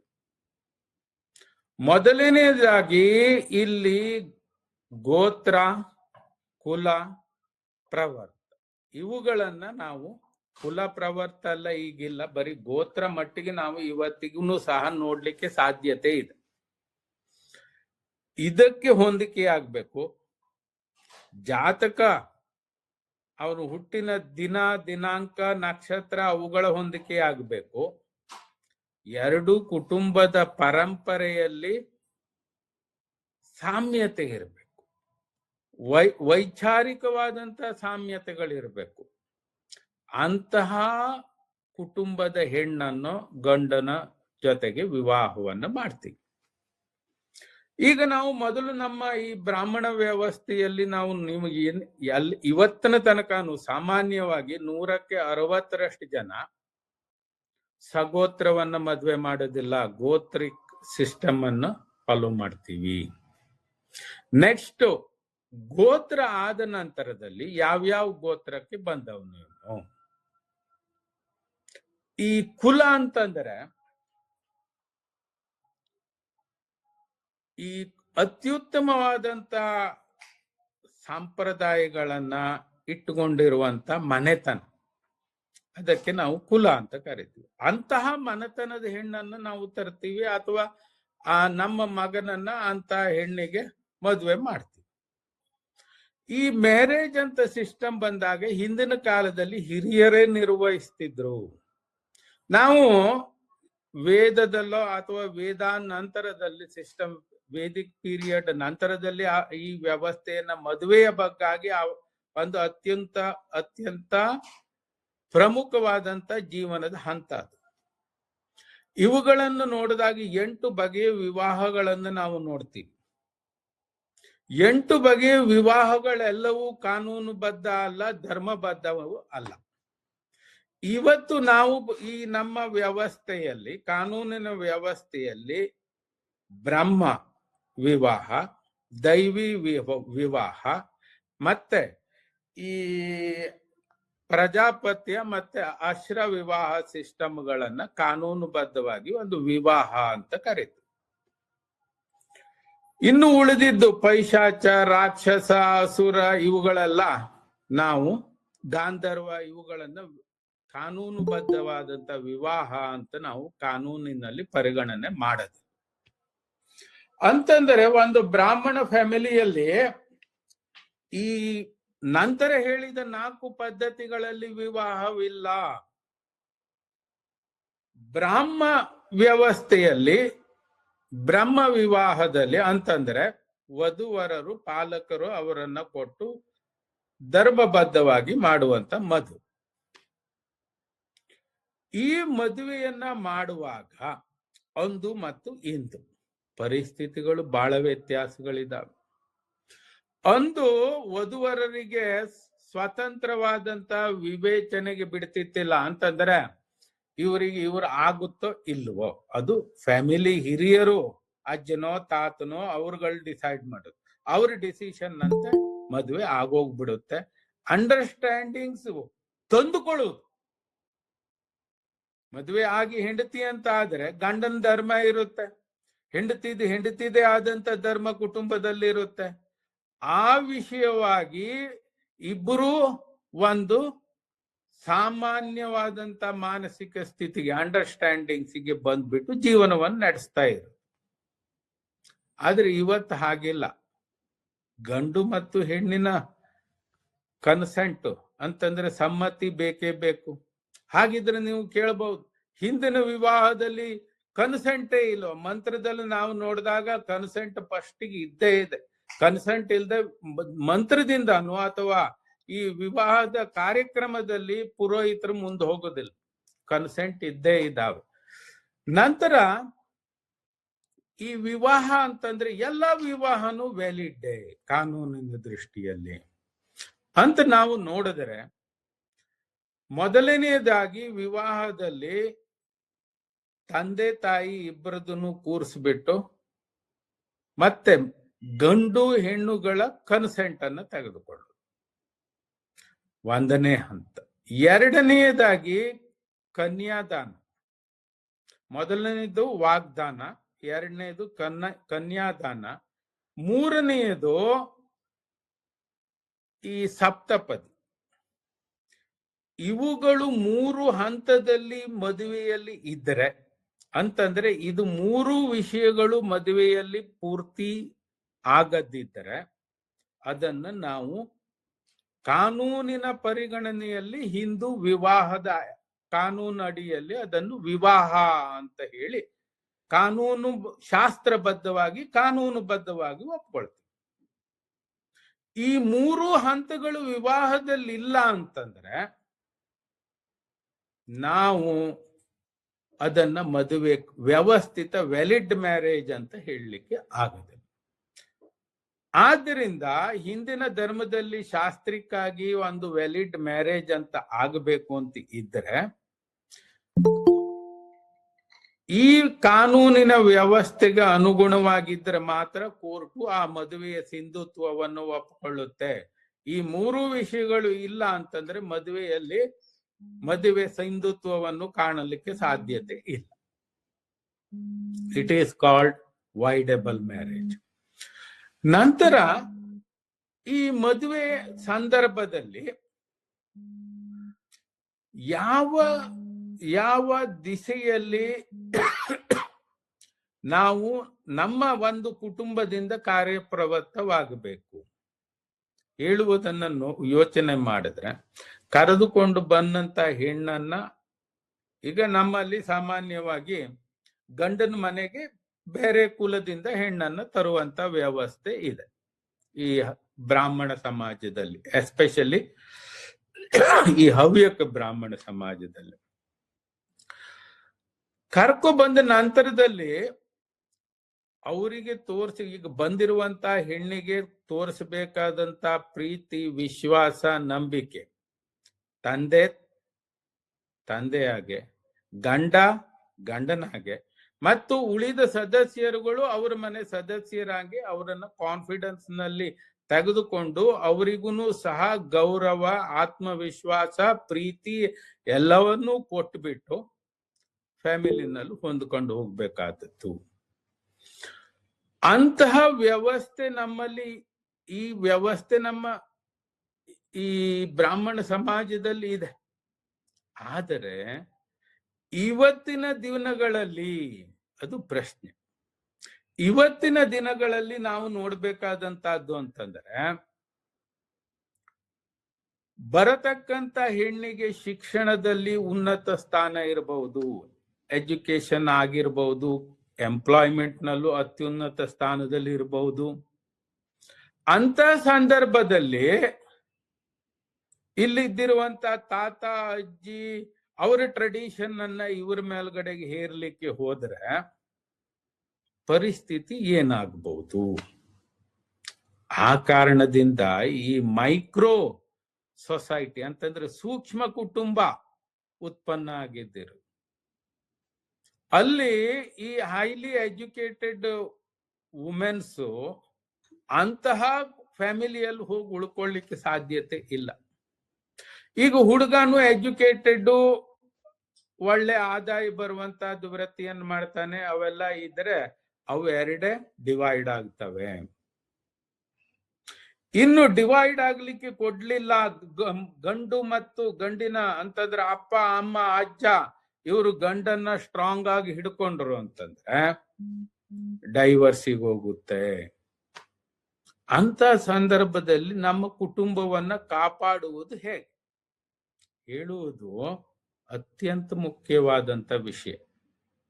ಇದಕ್ಕೆ ಕಾನೂನಿನ ಚೌಕಟ್ಟೇನಿಲ್ಲ.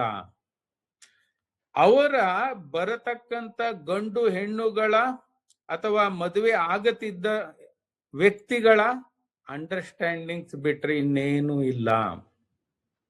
ಅವರಿಬ್ಬರನ್ನ ಅಂಡರ್ಸ್ಟ್ಯಾಂಡಿಂಗ್ಸ್ ಬರುವ ಹಂಗೆ ನಾವು ಮಾಡಬೇಕಾದಂತದ್ದು ಏನು ಕೌಟುಂಬಿಕವಾಗಿ ಎರಡೂ ಫ್ಯಾಮಿಲಿಯದು ಜವಾಬ್ದಾರಿ.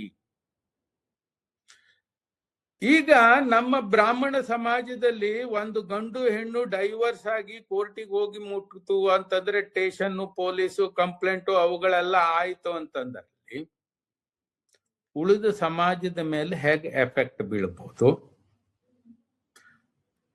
ನಾವು ರೋಲ್ ಮಾಡೆಲ್ ಅಂತ ಹೇಳಿಸ್ಕೊಳ್ಳಿಕ್ ಸಾಧ್ಯತೆ ಇದೆಯಾ? ಇನ್ನೊಂದು ಪ್ರಮುಖ ವಿಚಾರ ಅಂತಂದ್ರೆ, ನಮ್ಮ ಕುಟುಂಬದ ಅಸ್ತಿತ್ವವನ್ನ ಇಟ್ಟುಕೊಳ್ಳಲಿಕ್ಕೆ ಸಾಧ್ಯತೆ ಇದೆಯೋ ಇಲ್ಲವೋ ಹೇಳುವುದು ಸಹ ಪ್ರಶ್ನಾತೀತವಾಗುತ್ತೆ. ಅಂತಂದ್ರೆ ಒಂದು ವಿವಾಹದಲ್ಲಿ ಇಷ್ಟೊಂದು ಇಂಪಾರ್ಟೆನ್ಸ್ ಇದ್ದರೆ ವಿವಾಹವನ್ನ ಮಾಡಬೇಕಾದಾಗ ಎಷ್ಟು ವಿಷಯಗಳ ಬಗ್ಗೆ ನಾವು ಚಿಂತನೆಯನ್ನು ನಡೆಸಬೇಕು, ಹೇಗೆ ನಾವು ಯಾವ ವಿಷಯಕ್ಕೆ ಪ್ರಾಮುಖ್ಯತೆಯನ್ನು ಕೊಡಬೇಕು ಅಂತಂದ್ರೆ ಒಂದು ಗಂಡು ಹೆಣ್ಣನ್ನ ಸೇರಿಸಬೇಕಿದ್ರೆ ಇದರಿಂದ ಆಗುವಂತ ಎಲ್ಲಾ ಲಕ್ಷಣಗಳನ್ನ ಯೋಚನೆ ಮಾಡಬೇಕು. ಒಳ್ಳೆಯದಾದ್ರೆ ಬೆಸ್ಟ್, ಒಳ್ಳೆಯದಾಗಿಲ್ಲ ಅಂತಂದ್ರೆ ಕುಟುಂಬವೇ ಡ್ಯಾಮೇಜ್ ಆಗುತ್ತೆ. ಅದಕ್ಕಾಗಿ ಈ ಮದುವೆ ಹೇಳುವಂತ ಹಂತ ಅತ್ಯಂತ ಇಂಪಾರ್ಟೆನ್ಸ್. ಮೊದಲನ ಕಾಲದಲ್ಲಿ ನಮ್ಮ ಅಜ್ಜನ ಕಾಲದಲ್ಲೋ ಅಥವಾ ನಮ್ಮ 2 ಜನರೇಷನ್ ಹಿಂದ್ಗಡೆ ಕಾಲದಲ್ಲಿ ನೋಡಿದಾಗ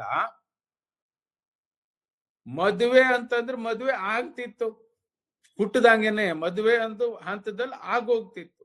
ಆಗೋದ ನಂತರದಲ್ಲೂ ಯಾವ ಸಾಧಕ ಬಾಧಕ ಕಷ್ಟ ನಷ್ಟ ಲಾಭ ಏನೇ ಬಂದ್ರು ಜೀವನ ಪರ್ಯಂತ ಇರ್ತಿತ್ತು ಗಂಡ ಹೆಂಡತಿ ಇಬ್ರು. ಅದು ಅಂಡರ್ಸ್ಟ್ಯಾಂಡಿಂಗ್ಸ್. ಆ ಅಂಡರ್ಸ್ಟ್ಯಾಂಡಿಂಗ್ಸ್ ಇವತ್ತು ನಾವು ಇಟ್ಟುಕೊಂಡ್ರೆ, ಒಂದು ಗಂಡು ಮತ್ತು ಹೆಣ್ಣು ಇಬ್ರು ಇಟ್ಟುಕೊಂಡ್ರೆ ಡೈವರ್ಸ್ ಆಗ್ಬೇಕಾದಂತ ಅಗತ್ಯತೆ ಇಲ್ಲ, ಕೋರ್ಟಿಗೆ ಹೋಗ್ಬೇಕಾದಂತ ಅಗತ್ಯತೆಗಳಿಲ್ಲ. ಹಾಗೆ ನಮ್ಮ ಕುಟುಂಬ ಅತ್ಯುನ್ನತವಾಗಿ ಸ್ಟ್ರೆಂಥನಿಂಗ್ ಆಗಿ ಉಳಿಯುತ್ತೆ, ರೋಲ್ ಮಾಡೆಲ್ ಆಗುತ್ತೆ. ಹೇಳ್ತಾರೆ ಅವ್ರ ಮನೇಲಿ ನೋಡಿ ಮದ್ವೆ ಆಯ್ತು, ಇನ್ನೂ ತನಕ ಅಣ್ಣ ತಮ್ಮ ಎಲ್ಲ ಚೆನ್ನಾಗಿದ್ದಾರೆ. ಅದಕ್ಕಾಗಿ ಆ ಕುಟುಂಬದ ಒಗ್ಗಟ್ಟು ಏನಿದೆಯಲ್ವ, ಆ ಒಗ್ಗಟ್ಟನ್ನ ನಾವು ಇಟ್ಟುಕೊಳ್ಬೇಕು ಅಂತಂದ್ರೆ ಬಂದಿರುವಂತ ಹೆಣ್ಣಿಗೆ ಮತ್ತು ಮನೆಯಲ್ಲಿದ್ದಿರುವಂತ ಮದುವೆ ಮಾಡಿಕೊಂಡಂತ ಗಂಡಿಗೂ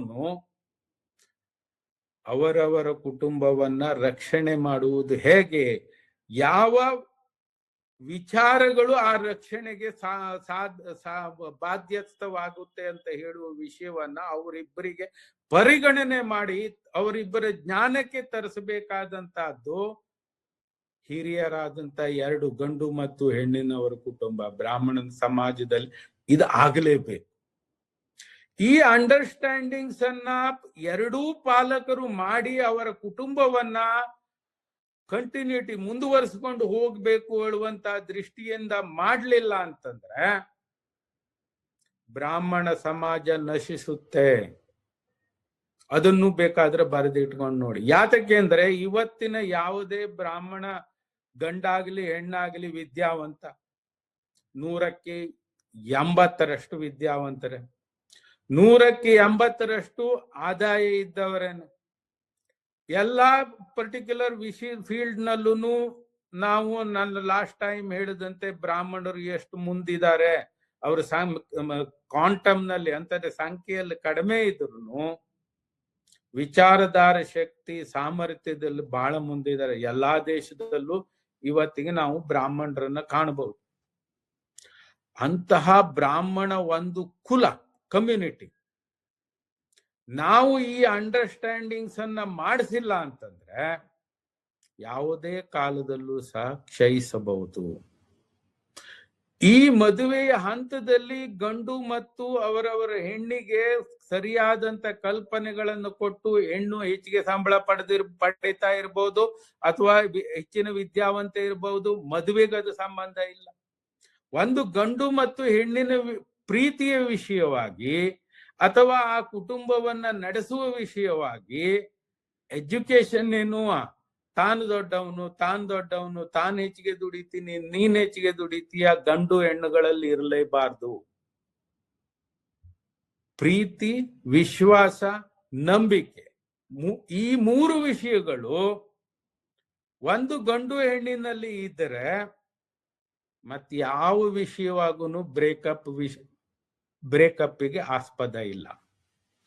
ಆದ್ದರಿಂದ ನನ್ನ ವಿಚಾರ ಅಂತಂದ್ರೆ ನನ್ನ ಸತ್ಯವಾದಂತಹ ಮಾನಸಿಕವಾದಂತಹದ್ದು ವಿಷಯ ಏನಂತಂದ್ರೆ ನಾವು ನಮ್ಮ ಮದುವೆಯ ವಿಷಯವಾಗಿ ಕೋರ್ಟು ಸ್ಟೇಷನ್ನಿಗೆ ಹೋಗುವುದು ಒಳ್ಳೆಯದಲ್ಲ. ಅಂತಂದ್ರೆ ಈ ಅಂಡರ್ಸ್ಟ್ಯಾಂಡಿಂಗ್ಸ್ ಏನಾಗಿದೆ ಅಂತಂದ್ರೆ, ಸಾಮಾಜಿಕ ವ್ಯವಸ್ಥೆಯಲ್ಲಿ ಸಾಮಾನ್ಯವಾಗಿ ಇವತ್ತು ಒಬ್ರ ಇಬ್ರ ಮಕ್ಕಳು, ಮತ್ತೆ ಕೆಲವೊಂದಿಷ್ಟು ಭಟ್ರಿಗೆ, ಇದು ಪುರೋಹಿತರು ನಡೆಸುವಂತ ಕುಟುಂಬ, ಇನ್ನು ಕೆಲವೊಂದಿಷ್ಟು ವ್ಯಕ್ತಿಗಳು ಒಬ್ಬಳೇ ಮಗಳಿದ್ದಿರ್ತಾರೆ. ಅವರನ್ನ ಬೆಳೆಸಿಕೊಂಡು ಬರುವಂತ ಸಿಸ್ಟಮ್ ಏನಿದೆ ಅದು ಅಂಡರ್ಸ್ಟ್ಯಾಂಡಿಂಗ್ಸ್ ಮಾಡ್ಲಿಕ್ಕೆ ಸ್ವಲ್ಪ ನೆಗೆಟಿವ್ ಥಾಟ್ಸ್ ಇರ್ಬೋದು, ಕಾರಣವಾಗಿರ್ಬೋದು. ಅಂತಹದನ್ನ ಈ ಪಾಲಕರಾದ ನಾವು, ಅಜ್ಜ ಅಜ್ಜಿಯರಾದಂತ ನಾವುಗಳು ಹುಡುಕಿ ಅವರಲ್ಲಿ ಅಂಡರ್ಸ್ಟ್ಯಾಂಡಿಂಗ್ಸ್ ತರಬೇಕು. ಆ ಮನೋಭಾವವನ್ನ ಪೇಷನ್ಸ್ ನಿಂದ ಡೆವಲಪ್ ಮಾಡ್ಬೇಕು. ಒಂದೇ ದಿವಸದಲ್ಲಿ ಅವೆಲ್ಲ ಡೆವಲಪ್ ಆಗೋದಿಲ್ಲ. ಏನೇ ಇಲ್ಲದೆ ಹೋದವನಿಗೆ ಬಂದ್ಬಿಟ್ಟು ಸಂಸ್ಕಾರ, ವ್ಯವಸ್ಥೆ, ಅಂಡರ್ಸ್ಟ್ಯಾಂಡಿಂಗ್ಸ್ ಅಂತಂದ್ರೆ ಅರ್ಥ ಆಗೋದಿಲ್ಲ. ಇವತ್ತಿನ ಸಿಸ್ಟಮ್ ನಲ್ಲಿ, ಎಜುಕೇಶನ್ ನಲ್ಲಿ ಏನಾಗಿದೆ ಅಂತಂದ್ರೆ, ಎಜುಕೇಶನ್ ಇದೆ, ಆದ್ರೆ ಸಂಸ್ಕೃತಿ, ಒಂದು ತಾತ್ವಿಕತೆ ಮತ್ತು ಈ ಕಲ್ಚರ್ ಅಂತ ಹೇಳ್ತೀವಿ, ಆ ಮನೋಭಾವ ನಮ್ಮಲ್ಲಿ ನೈತಿಕತೆ, ಈ ಮನೋಭಾವ ಶಿಕ್ಷಣದಿಂದ ಬೇರ್ಪಟ್ಟೋಗಿದೆ. ಆ ಕಾರಣದಿಂದ ಅಂಡರ್ಸ್ಟ್ಯಾಂಡಿಂಗ್ಸ್ಗೆ ಪ್ರಾಬ್ಲಮ್ಸ್ ಬರ್ತಾ ಇದೆ. ಇದು ಅಂಡರ್ಸ್ಟ್ಯಾಂಡಿಂಗ್ ಒಂದು ಮಾನಸಿಕವಾದಂತ ವಿಷಯ. ಆ ಮಾನಸಿಕವಾದಂತ ವಿಷಯವನ್ನ ಮಾನಸಿಕವಾಗಿಯೇ ಅದನ್ನ ಸಮರ್ಪಕವಾಗಿ ನಿರ್ವಹಣೆ ಮಾಡಬೇಕು. ಅಂತಂದ್ರೆ ಅದನ್ನ ಸರಿಯಾದಂತ ಮಾತುಕತೆಯಿಂದ ಬಗೆಹರಿಸಿಕೊಳ್ಳಬಹುದು. ಆ ಕನ್ವೆ ಮಾಡುವಂತ ಸಿಸ್ಟಮ್ ನಮ್ಮ ಹಿರಿಯರಲ್ಲಿ ಇರಬೇಕು. ಈಗ ಮದುವೆ ಆದವನು ಮಕ್ಕಳೇನೆ ಅವರು, ಆ ಮನೋಭಾವ, ತಾನು ಹೆಂಡತಿ ಜೊತೆಗೆ ನಾನು ದೊಡ್ಡವನು ಅಥವಾ ಹೆಂಡತಿ ನನ್ನ ಗಂಡನ್ಕಿಂತ ಹೆಚ್ಚಿಗೆ ನಾನೇ ಒಳ್ಳೆಯವಳು, ದೊಡ್ಡವಳು ಹೇಳುವಂತ ಮನೋಭಾವಗಳನ್ನು ಕಂಡುಕೊಂಡು ಬಂದಾಗ ಅವುಗಳನ್ನು ಸಮಾನತೆಯಲ್ಲಿ ಕಾಣಿಸ್ಕೊಳ್ಬೇಕು. ಅವರಿಬ್ಬರು ಒಬ್ಬರಿಗೊಬ್ರು ಒಪ್ಕೋಬೇಕು. ಆ ಜವಾಬ್ದಾರಿ ನಾವು ಮಾಡಬೇಕು ಅಂತಂದ್ರೆ ಅದಕ್ಕೆ ನಮ್ಮ time, we should spend our time. ಎಷ್ಟು ಜನ ಮಾಡ್ತೀವಿ ಮನೆಯಲ್ಲಿ? ಮನೆ ಅಂತಂದ್ರೆ ಅದೊಂದು ಪ್ರೀತಿಯಿಂದ ಸೇರಿರುವಂತ ಒಂದು ಕೌಟುಂಬಿಕ ವ್ಯವಸ್ಥೆ. ವಿಶ್ವಾಸದಿಂದ ಪ್ರತಿಯೊಂದು ಮೆಂಬರ್ಸ್ಗಳು ಅಂತಂದ್ರೆ ಕುಟುಂಬದ ಸದಸ್ಯರುಗಳು ಒಬ್ಬರ ಮೇಲೆ ಒಬ್ಬರು ವಿಶ್ವಾಸಗಳನ್ನು ಇಟ್ಟಿರ್ಬೇಕು. ಆ ವ್ಯವಸ್ಥೆ ನಿಜವಾಗಿ ಒಂದು ಕುಟುಂಬ ವ್ಯವಸ್ಥೆಯಲ್ಲಿದ್ದರೆ ಅಂತಹ ಕುಟುಂಬದ ವ್ಯವಸ್ಥೆಯಿಂದ ಬಂದಿರತಕ್ಕಂತ ಗಂಡಾಗಿರ್ಲಿ ಹೆಣ್ಣಾಗಿರ್ಲಿ ಹೊಂದ್ಕೊಳ್ತಾರೆ. ಅದನ್ನ ಕುಟುಂಬ ಕಲಿಸಿರುತ್ತೆ.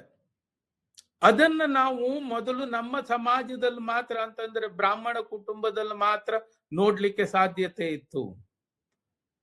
ನೀವು ತೆಗೆದುಕೊಂಡು ನೋಡಿ, ಬಾಕಿ ಸಮಾಜದಲ್ಲಿ ಎಷ್ಟೋ ಬಿಟ್ಟು ಮದ್ವೆ ಆದ ನಂತರ ಗಂಡು ಓಡೋಗುತ್ತೆ, ಹೆಣ್ಣು ಓಡೋಗುತ್ತೆ, ಅವೆಲ್ಲ ನಾವು ನೋಡ್ತೀವಿ.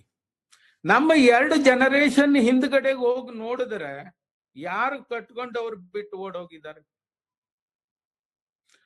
ಈ ವಿಷಯ ಸಂಸ್ಕಾರ ಹೇಳತಕ್ಕಂಥದ್ದು ಕುಟುಂಬದಲ್ಲಿ ಇರುತ್ತೆ. ಅದು ಎಷ್ಟೇ ಕಷ್ಟ ಆಗಿರ್ಲಿ, ಏನೇ ಆಗಿದ್ರು ಹೊಂದ್ಕೊಂಡು ಹೋಗ್ತಿದ್ರು. ಕಾರಣ ಅಂತಂದ್ರೆ ಆ ಹೊಂದಾಣಿಕೆಯ ಗುಣಧರ್ಮವನ್ನ, ಅಂತಂದ್ರೆ ಭಿನ್ನತೆಗಳು ಬರ್ತಿತ್ತಿಲ್ಲ ಅಂತ ಹೇಳುವಂತ ಅರ್ಥ ಏನಿಲ್ಲ. ಭಿನ್ನತೆಗಳು ಬರ್ತಿತ್ತು, ಅದನ್ನ ಸರಿದೂಗಿಸ್ತಿದ್ರು. ಆ ಸರಿದೂಗುವಿಕೆ ವಿಚಾರವನ್ನ ಇಬ್ರು, ಗಂಡು ಹೆಣ್ಣು ಇಬ್ರು ಒಪ್ಕೊಳ್ತಿದ್ರು.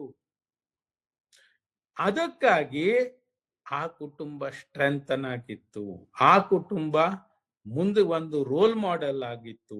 ಇವತ್ತು ನಾನೇ ಬಹಳಷ್ಟು ಕೇಸ್ಗಳನ್ನು ನೋಡಿ, ಮದುವೆಯಾಗಿ 3ನೇ ದಿವಸಕ್ಕೆ ಡೈವರ್ಸಿಗೆ ಬಂದದ್ ನೋಡಿ.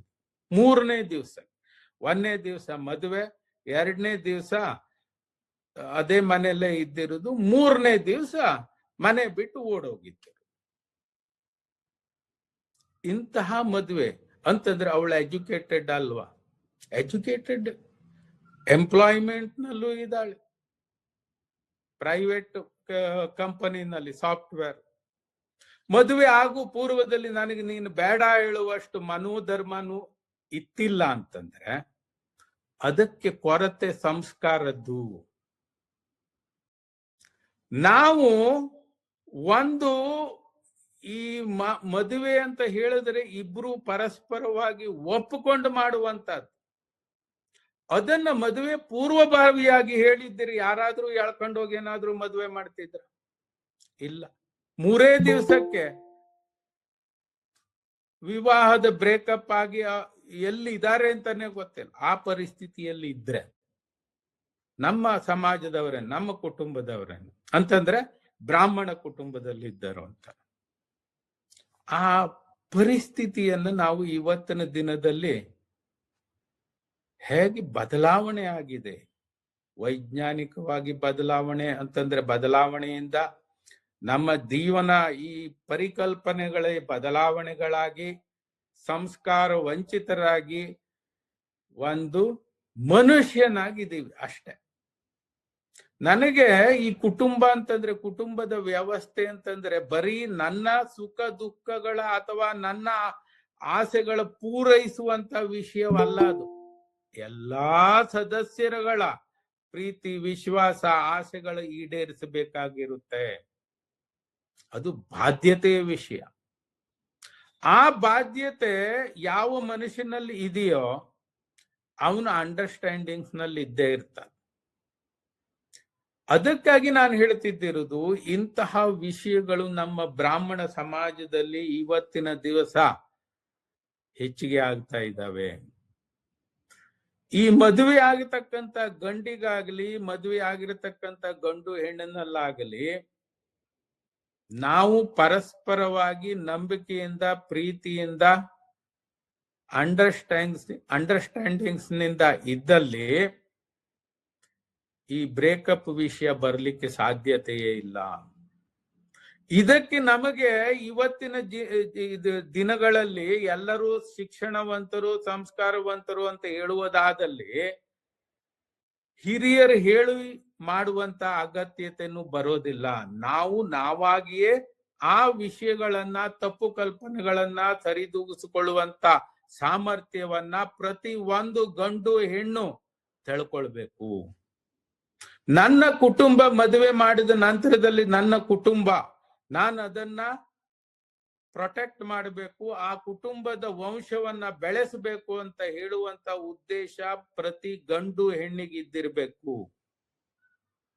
ಆ ವ್ಯವಸ್ಥೆ ನಮ್ಮ ಮನೋವ್ಯವಸ್ಥೆ ಆದಲ್ಲಿ ಈ ಬ್ರೇಕಪ್ಗೆ ಕಾರಣ ಇರೋದಿಲ್ಲ.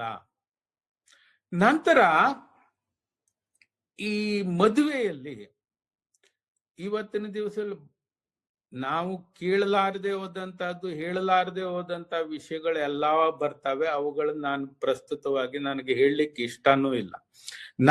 ನಾನು ಹೇಳಲಿಕ್ಕೆ ಇಷ್ಟಪಡುವುದು ಅಂತಂದ್ರೆ, ನಮ್ಮ ಬ್ರಾಹ್ಮಣ ಕುಟುಂಬಿಕ ವ್ಯವಸ್ಥೆಯಲ್ಲಿ ಒಂದು ವ್ಯವಸ್ಥಿತವಾದಂತ ಸಂಚಲನವನ್ನ ಮಾಡಬೇಕು. ಆ ಸಂಚಲನೆ ಒಂದು ನಮ್ಮ ಬ್ರಾಹ್ಮಣ ಕುಟುಂಬದಕ್ಕೆ ಅಡಿಪಾಯವಾಗಿ, ಸುರಕ್ಷಿತವಾಗಿ ಇದು ಬೆಳೆಯಲಿಕ್ಕೆ ಕಾರಣ ಆಗ್ಬೇಕು ಅನ್ನೋದಕ್ಕಷ್ಟೇ ನಾನು ಉದಾಹರಣೆಗಳನ್ನು ಕೊಡ್ತಿರೋದು. ಹಾಗಿದ್ರೆ ತಪ್ಪು ವ್ಯವಸ್ಥೆಯಲ್ಲಿ, ತಪ್ಪು ಭಾವನೆಯಲ್ಲಿ ಅಥವಾ ಅಲ್ಲದ ಹೋಗಿರುವಂತ ಡಿಮಾಂಡ್ಗಳನ್ನು ನಾವು ಇವತ್ತು ಮದುವೆಯಲ್ಲಿ ಗಂಡನ ಸೈಡ್ ನಲ್ಲೂ ನೋಡ್ತೀವಿ, ಹೆಣ್ಣನ ಸೈಡ್ ನಲ್ಲೂ ನೋಡ್ತೀವಿ, ಎಲ್ಲ ಇದಾವೆ. ಅವುಗಳ ಅಗತ್ಯತೆ ಇಲ್ಲ. ಬಟ್ ನಾನು ಹೇಳ್ತಾ ಇರುವಂತಹದ್ದು, ಅಂತಹ ತಪ್ಪು ಕ್ರಮಗಳನ್ನ ಬಿಟ್ಟು ಮದುವೆಯ ಉದ್ದೇಶವನ್ನ ಅರ್ಥಪೂರ್ಣ ಮಾಡಿಕೊಂಡು ಬದುಕಲಿಕ್ಕೆ ಹೇಗೆ ಸಾಧ್ಯತೆ ಇದೆ ಹೇಳುವ ವಿಷಯವನ್ನ ನಾನು ಹೇಳ್ತಿದ್ದೆ. ಅಂತಹ ವ್ಯವಸ್ಥಿತವಾಗಿ ಬದುಕಿದಲ್ಲಿ, ಇಬ್ಬರು ಅಂಡರ್ಸ್ಟ್ಯಾಂಡಿಂಗ್ಸ್ಗಳು ಇದ್ದಲ್ಲಿ ನಮ್ಮ ಬ್ರಾಹ್ಮಣ ಕುಟುಂಬ ಉಳ್ಕೊಳ್ಳುತ್ತೆ. ಮದುವೆಯಿಂದ ಅದಕ್ಕಾಗಿ ಪ್ರಾಮುಖ್ಯವಾದಂತ ಹಂತ ಒಂದು, ಆ ಕುಟುಂಬದ ಸಂಪೂರ್ಣವಾದಂತ ವ್ಯವಸ್ಥೆಯನ್ನ ರಕ್ಷಣೆ ಮಾಡಿತು. ಕುಟುಂಬದಲ್ಲಿ ಪ್ರೀತಿ ವಿಶ್ವಾಸಗಳನ್ನ ಹೆಚ್ಚಿಸುವುದು. ನಂತರ ಇನ್ನೊಂದು ಜವಾಬ್ದಾರಿ ಇದೆ, ಆ ಕುಟುಂಬದ ಅಂತಂದ್ರೆ ವಂಶವನ್ನ ಬೆಳೆಸುವುದು. ಇವತ್ತಿನ ದಿವಸದಲ್ಲಿ ಮದುವೆಯಾದವರಿಗೆ ತಕ್ಷಣದಲ್ಲಿ ಆ ಕುಟುಂಬಕ್ಕೆ ಒಂದು ಮಗು ಬೇಕು. ಹೆಣ್ಣು ನೂರಾರು ಕಾರಣಗಳನ್ನೇ ಮುಂದೆ ಇಟ್ಕೊಳ್ಬಹುದು. ಗಂಡುನು ಅದಕ್ಕೆ ಸಪೋರ್ಟಿವ್ ಆಗಿರ್ಬೋದು, ಅಥವಾ ಗಂಡು ತನಗೆ ಈಗ ಸದ್ಯದಲ್ಲಿ ಆರ್ಥಿಕವಾದಂತ ಮುಗ್ಗಟ್ಟನ್ನು ಸಹ ಹೇಳ್ಕೊಳ್ಬಹುದು. ಪೋಸ್ಟ್ಪೋನ್ಮೆಂಟ್ ಆಗ್ತಾ ಹೋಗ್ಬಿಟ್ರೆ ಇವತ್ತಿನ ಆಹಾರ ಪದ್ಧತಿಯಲ್ಲಿ ಅಂತಂದ್ರೆ ಎಷ್ಟು ಪ್ಯೂರ್ ಫುಡ್ ಅನ್ನು ನಾವು ತಿಂತೀವಿ ಹೇಳುವುದು ಎಲ್ಲರಿಗೂ ಗೊತ್ತಿದೆ. ಎಷ್ಟು ವರ್ಕ್ ಪ್ರೆಷರ್ ಇರುತ್ತೆ ಪ್ರತಿಯೊಂದು ವ್ಯಕ್ತಿಗೂ. ಕೆಲಸ ಮಾಡ್ತಕ್ಕಂಥವನಾಗಿರ್ಲಿ ಅಥವಾ ವ್ಯಾಪಾರ ಉದ್ಯೋಗ ಅಥವಾ ಇನ್ನೇನೇ ಮಾಡ್ತಕ್ಕಂಥ ವ್ಯಕ್ತಿಗಳಿಗಾದ್ರೆ ಇವತ್ತಿನ ದಿವಸದಲ್ಲಿ ಎಷ್ಟು ಪ್ರೆಷರ್ ಇರುತ್ತೆ, ವರ್ಕ್ ಪ್ರೆಷರ್ ಹೇಳುವುದು ಗೊತ್ತಿದೆ. ಮುಂದೆ ಆ ವಂಶ ನಡೆಯುವುದೇ ಕಷ್ಟ ಆಗ್ಬೋದು. ಅದಕ್ಕಾಗಿ ಮತ್ತೆ ಇನ್ನೊಂದು ಅಂತಂದ್ರೆ, ನಾವು ಬಯಾಲಜಿಕಲ್ ಆಗಿ ನೋಡುವುದಾದರೆ ಯಂಗ್ ಏಜ್ ನಲ್ಲಾದ್ರೆ ಸ್ಟ್ರೆಂತಿ ಮಕ್ಕಳುಗಳು ಆಗ್ತವೆ ಅಂತ ಹೇಳುವಂಥದ್ದು. ಅವುಗಳೆಲ್ಲ ಬಿಟ್ಟು ಪೋಸ್ಟ್ಪೋನ್ಮೆಂಟ್ ಮಾಡ್ತಾ ಹೋಗಿ ನಾಳೆ ಮಗುನು ಇಲ್ಲದೆ ಹೋಗಿರುವಂತ ಸಮಸ್ಯೆಗಳು ಎಷ್ಟೋ ನೋಡಿದ್ವಿ. ಅಂತಂದ್ರೆ ಒಂದು ನಮ್ಮ ಈ ಬ್ರಾಹ್ಮಣ ಕುಟುಂಬ ಸಂಖ್ಯೆಯಲ್ಲಿ ಕಡಿಮೆ ಅಂತಂದ್ರೆ ನಾನು ಹೇಳ್ತಾ ಇದ್ದಿರುವಂತಹದ್ದು, ಪ್ರಸ್ತುತವಾಗಿ ಬ್ರಾಹ್ಮಣ ಕುಟುಂಬ ಏನೇನು ವಿಷಯಗಳಿಂದ ತೊಂದರೆಗೆ ಸಿಲುಕಿದೆ ಅದರಲ್ಲಿ ಇದು ಒಂದು. ಅಂತಂದ್ರೆ ಮದುವೆ ಒಂದು, ಎರಡನೇದಾಗಿ ಸಂತತಿಗಳ ವಿಷಯದಲ್ಲಿ ಇನ್ನೊಂದು. ಆದುದರಿಂದ ನಾವು ಮದುವೆಯನ್ನ ಮಾಡಿದ್ದಿರುವಂತಹದ್ದು ಒಂದನೇ ಉದ್ದೇಶ, ನಮ್ಮ ಸಂತತಿ ಕುಲ ಮುಂದುವರ್ಕೊಂಡು ಹೋಗ್ಲಿ. ಅದೇ ಮದುವೆ ಆದವರಲ್ಲಿ ಇಲ್ಲ ಅಂತಂದ್ರೆ ಯಾವ ಕುಲ ಉಳ್ಕೊಳ್ಳುತ್ತೆ? ಆದ್ದರಿಂದ ನಾವು ಪಾಲಕರಾದವರು ಅಥವಾ ಹಿರಿಯರು ಆ ವಿಷಯದ ಬಗ್ಗಾಗಿ ಇದು ಅತ್ಯಂತ ಪ್ರಮುಖವಾದಂತ ವಿಷಯ. ಆದ್ದರಿಂದ ಇದಕ್ಕೆ ಇಂಪಾರ್ಟೆನ್ಸ್, ಬಾಕಿ ಇದಕ್ಕೆ ಇಂಪಾರ್ಟೆನ್ಸ್ ಕೊಡುವಷ್ಟೇನೆ ಕೊಡಿ. ಆಯ್ತು. ಈಗ ಉಳಿದ ಸಮಾಜಗಳಲ್ಲಿ ನೋಡಿದ್ರೆ ಈ ಮದುವೆಯಾದ ತಕ್ಷಣ ಸಂತತಿಗಳಲ್ಲಿ ಏನು ಪ್ರಾಬ್ಲಮ್ಸ್ ಇಲ್ಲ. ಆ ವರ್ಷ ನೆಕ್ಸ್ಟ್ ಇಯರ್ ನಿಂದಾನೆ ಪ್ರೊಡಕ್ಷನ್ ಸ್ಟಾರ್ಟ್ ಆಗೋಗಿದ್ದಿರುತ್ತೆ, ಆಗುತ್ತೆ. ನಮ್ಮ ಬ್ರಾಹ್ಮಣರಲ್ಲಿ ನಾವು ನೋಡ್ತಾ ಇದ್ದಿರುವಾಗ ಬಹಳ ಲೇಟ್, ಡಿಸಿಷನ್ ತೆಗೆದುಕೊಳ್ಳುವುದೇ ಲೇಟ್.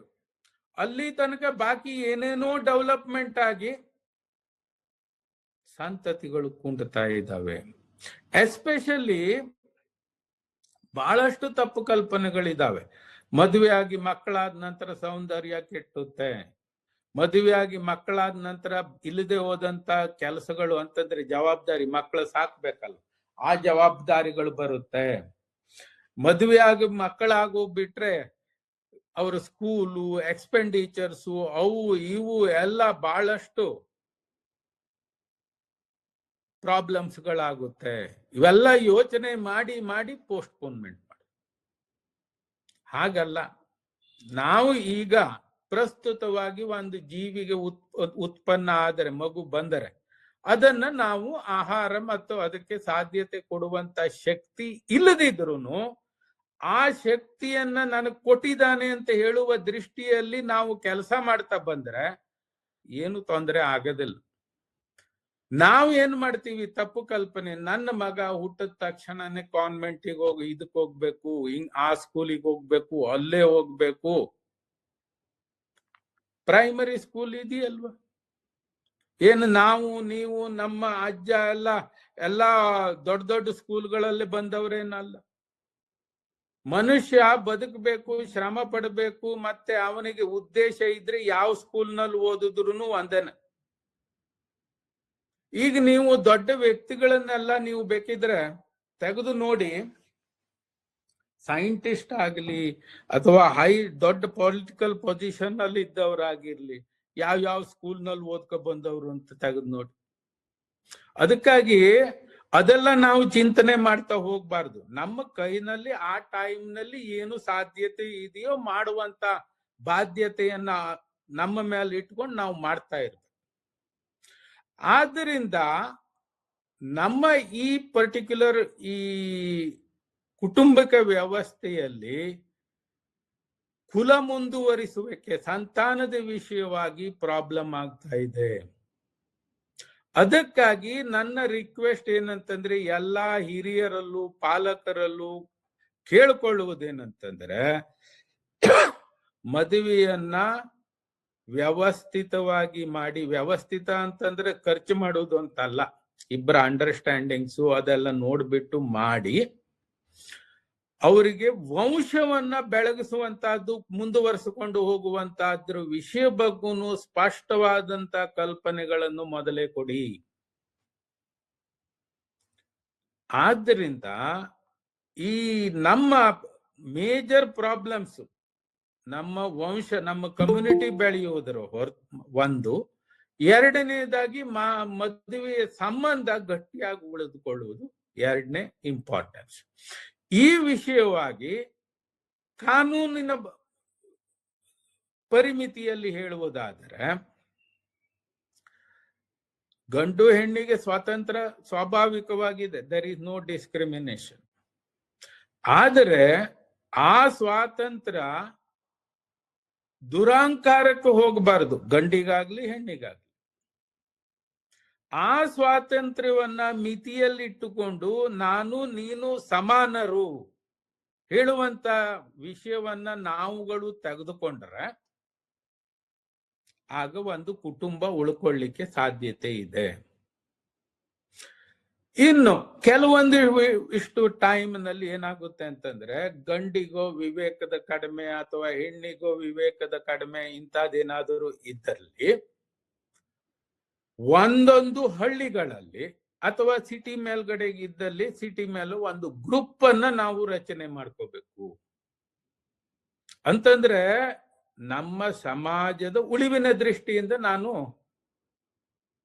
ಹೇಳ್ತಿದ್ದಿರುವಂತಹದ್ದು, ನಮ್ಮ ಈ ಬ್ರಾಹ್ಮಣ ಕುಟುಂಬ ಮುಂದುವರ್ಕೊಂಡು ಹೋಗ್ಬೇಕು, ನಮ್ಮ ಈ ಸಮಾಜ ಅಸ್ತಿತ್ವದಲ್ಲಿರಬೇಕು, ವಿನಾಶಕ್ಕೆ ಹೋಗಬಾರದು ಹೇಳುವಂತ ವಿಷಯಗಳಿಗೆ ಅನುಸಾರವಾಗಿ ನನ್ನ ಅಭಿಪ್ರಾಯದಲ್ಲಿ ಒಂದೊಂದು ಹಳ್ಳಿಗಳಲ್ಲಿ, ಒಂದೊಂದು ಪರ್ಟಿಕ್ಯುಲರ್ ಸಿಟಿ ಏರಿಯಾಗಳಲ್ಲಿ ಒಂದೊಂದು 10-8 ಜನರ ಒಂದು ಅತ್ಯುತ್ತಮವಾದಂತ ಗುಂಪನ್ನ ರಚನೆ ಮಾಡಬೇಕು. ಅಂತಂದ್ರೆ ಈ ಯೂನಿಟ್, ಯಾವುದೇ ಮನೆಯಲ್ಲಿ ಇಂತಹ ಅವ್ಯವಸ್ಥೆಗಳು ಕಂಡು ಬಂದರೆ, ಯಾವುದೇ ಮನೆ ಅಂತಂದ್ರೆ ಉಳಿದ ಕುಟುಂಬಕ್ಕಲ್ಲ, ಬ್ರಾಹ್ಮಣ ಕುಟುಂಬದಲ್ಲಿ ಕಂಡು ಬಂದರೆ ಅವ್ರ ಪೇರೆಂಟ್ಸಿಗೆ ಕಾಂಟ್ಯಾಕ್ಟ್ ಮಾಡಿಬಿಟ್ಟು ಇದ್ದಿರುವ ವಿಷಯಗಳನ್ನ ಚರ್ಚೆ ಮಾಡಿ, ಅವರು ನಿಮ್ಮ ಪ್ರವೇಶಕ್ಕೆ ಅನುಮತಿ ನೀಡಿದ್ರೆ ಮಾತ್ರ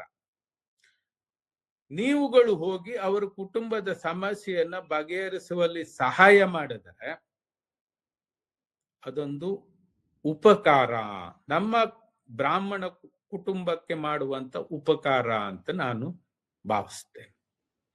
ಇಂತಹದ್ದು ಸಮಸ್ಯೆಗಳು ಇನ್ನಿತರ ವಿಷಯವಾಗಿ, ಮದುವೆ ವಿಷಯವಾಗಿರ್ಬೋದು ಅಥವಾ ಇನ್ಯಾವುದೋ ಪರಿಸ್ಥಿತಿಗಳ ವಿಷಯವಾಗಿರ್ಬೋದು, ಒಬ್ಬರಿಗೆ ಒಬ್ಬರು ಸಹಕಾರ ಮತ್ತು ಅವರ ಕಷ್ಟಗಳಿಗೆ ಸ್ಪಂದಿಸುವಂತ ಮನೋಭಾವವನ್ನ ನಾವು ಮಾಡ್ಕೋಬೇಕು. ನಾವು ಊರುಗಳಲ್ಲಿ ಬಹಳಷ್ಟು ವಿಷಯ ಹೋದಾಗ ತಿಳ್ಕೊಳ್ತೀವಿ, ಅವನ ಕಾಲ ಇವ್ ಹೇಳ್ದ, ಇವನ ಕಾಲ ಅವ ಹೇಳ್ದ ಅಂತ. ಇದು ಯಾತಕ್ಕಾಗ್ತಾ ಇದೆ?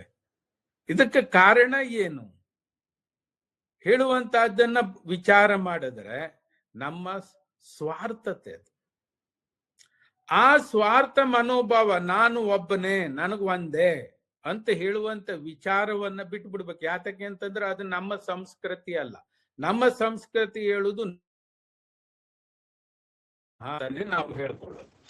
ಅದಕ್ಕಾಗಿ ಒಬ್ಬನು ಉನ್ನತವಾಗಿ ಹೋಗ್ತಿದ್ದಾನೆ ಅಂತಂದ್ರೆ ಅವನಿಗೆ ಅದಕ್ಕೆ ಗೌರವ ಸಲ್ಲಿಸಬೇಕು, ಅವನನ್ನ ಪ್ರೋತ್ಸಾಹಿಸಬೇಕು. ಒಬ್ಬನು ಕೆಳಗೆ ಹೋಗ್ತಿದ್ದಾನೆ ಅಂತಂದ್ರೆ ಅವನು ಎತ್ತಲಿಕ್ಕೆ ನೋಡ್ಬೇಕು. ಅದೇ ಸಾಮಾಜಿಕವಾದಂತ ಪ್ರತಿಯೊಬ್ಬನ ಸದಸ್ಯನ ಕರ್ತವ್ಯ. ಅದಕ್ಕೆ ಮಾನವತ್ವ, ಮಾನವ ಕುಟುಂಬ ಅಂತ ನಾವು ಪರಿಗಣನೆಯನ್ನ ತೆಗೆದುಕೊಳ್ಳಬೇಕಾಗುತ್ತೆ. ಆದ್ದರಿಂದ ಈ ವಿಷಯವಾಗಿ ನಾವು ನಮ್ಮದೇ ಆದಂತ ಚಿಕ್ಕ ಚಿಕ್ಕ ಗುಂಪುಗಳನ್ನ, ಯೂನಿಟ್ಗಳನ್ನು ಮಾಡಿ ಇಂತಹ ಸಮಸ್ಯೆ ಬ್ರಾಹ್ಮಣ ಕುಟುಂಬದಲ್ಲಿ ಆಗುತ್ತಿದೆ ಅಂತ ಹೇಳುವಂತಹದ್ದನ್ನ ಅವಲೋಕನಗಳನ್ನ ಮಾಡಿಕೊಂಡು ಆ ಪಾಲಕರ ಮತ್ತು ಪೋಷಕರ ಕನ್ಸೆಂಟ್ ಅಂತಂದ್ರೆ ವಿಶ್ವಾಸವನ್ನ ತೆಗೆದುಕೊಂಡು ಅದನ್ನ ಮ್ಯಾನೇಜ್ ಮಾಡಬೇಕು. ಇದಾದರೆ ಸಾಮಾನ್ಯವಾಗಿ ಯಾತಕ್ಕೆ ಅಂತಂದ್ರೆ ನಮ್ಮ ಈ ಬ್ರಾಹ್ಮಣ ಕುಟುಂಬದಲ್ಲಿ ಸ್ವಲ್ಪ ಮಟ್ಟಿಗೆ ಕಲ್ಚರ್ ಏನೇ ಆದ್ರೂನು ಇದ್ದಿರುತ್ತೆ ಇಲ್ಲಿ ತನಕ. ಅದರಿಂದ ನಾವು ಸ್ವಲ್ಪ ಮಟ್ಟಿಗೆ ಹೊಂದಿಕೊಳ್ಳಿಕ್ಕೆ ಪ್ರಯತ್ನ ಮಾಡಬಹುದು. ರಿಸಲ್ಟ್ ಫಲಕಾರಿ 160% ಆಗ್ಬಹುದು. ಅಷ್ಟಾದ್ರೂ ನಮ್ಮ ಈ ಕಮ್ಯುನಿಟಿ ಮುಂದುವರಿಲಿಕ್ಕೆ ಸಾಧ್ಯತೆ ಇರುತ್ತೆ. ಆದ್ದರಿಂದ ನನ್ನ ರಿಕ್ವೆಸ್ಟ್, ಮದುವೆಯ ವಿಚಾರದಲ್ಲಿ ಎರಡೂ ಸೈಡಿನ ಪೇರೆಂಟ್ಸು ಮುಖ್ಯವಾದಂತಹದ್ದು ಡಿಸಿಷನ್ ತಗೋಬೇಕು. ಅವ್ರ ಬಗ್ಗೆ ಪ್ರತಿ ಒಂದನ್ನು ಅಬ್ಸರ್ವ್ ಮಾಡಿ ಅವರು ಒಂದು ಗಂಡು ಒಂದು ಹೆಣ್ಣು ಅಗಲದೆ ಹೋದ ರೀತಿಯಲ್ಲಿ ನಿರ್ವಹಣೆಯನ್ನು ಮಾಡಬೇಕು. ಸಂತಾನವನ್ನ ಕಂಟಿನ್ಯೂಟಿ ಮಾಡಲಿಕ್ಕೆ ಸಹಕಾರ ಪ್ರೋತ್ಸಾಹವನ್ನ ಕೊಡಬೇಕು.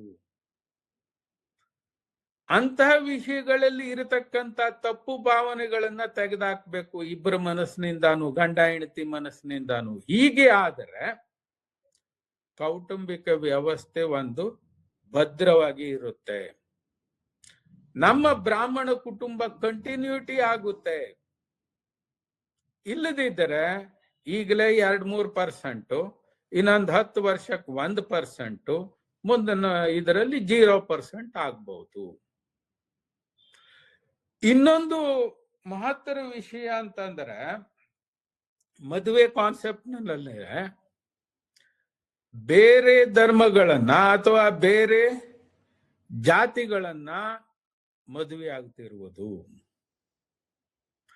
ನಮ್ಮ ಬ್ರಾಹ್ಮಣ ಕುಟುಂಬದಲ್ಲಿ ಅಥವಾ ಇವತ್ತಿನ ಸಮಾಜದಲ್ಲಿ ಹೆಣ್ಣುಗಳ ಸಂಖ್ಯೆ ಮದುವೆಗೆ ಕಡಿಮೆ ಇದೆ ಅಂತ ಹೇಳುವ ವಿಷಯವನ್ನು ಹೇಳ್ತಾರೆ. ಬಟ್ ಅದು ಸತ್ಯತೆ ಅಲ್ಲ. ಯಾತಕ್ಕೆ ಅಂತಂದ್ರೆ ಸೆನ್ಸಸ್ ರಿಪೋರ್ಟ್ ನೋಡಿದ್ರೆ ಹಾಗೆ ಹೇಳೋದಿಲ್ಲ.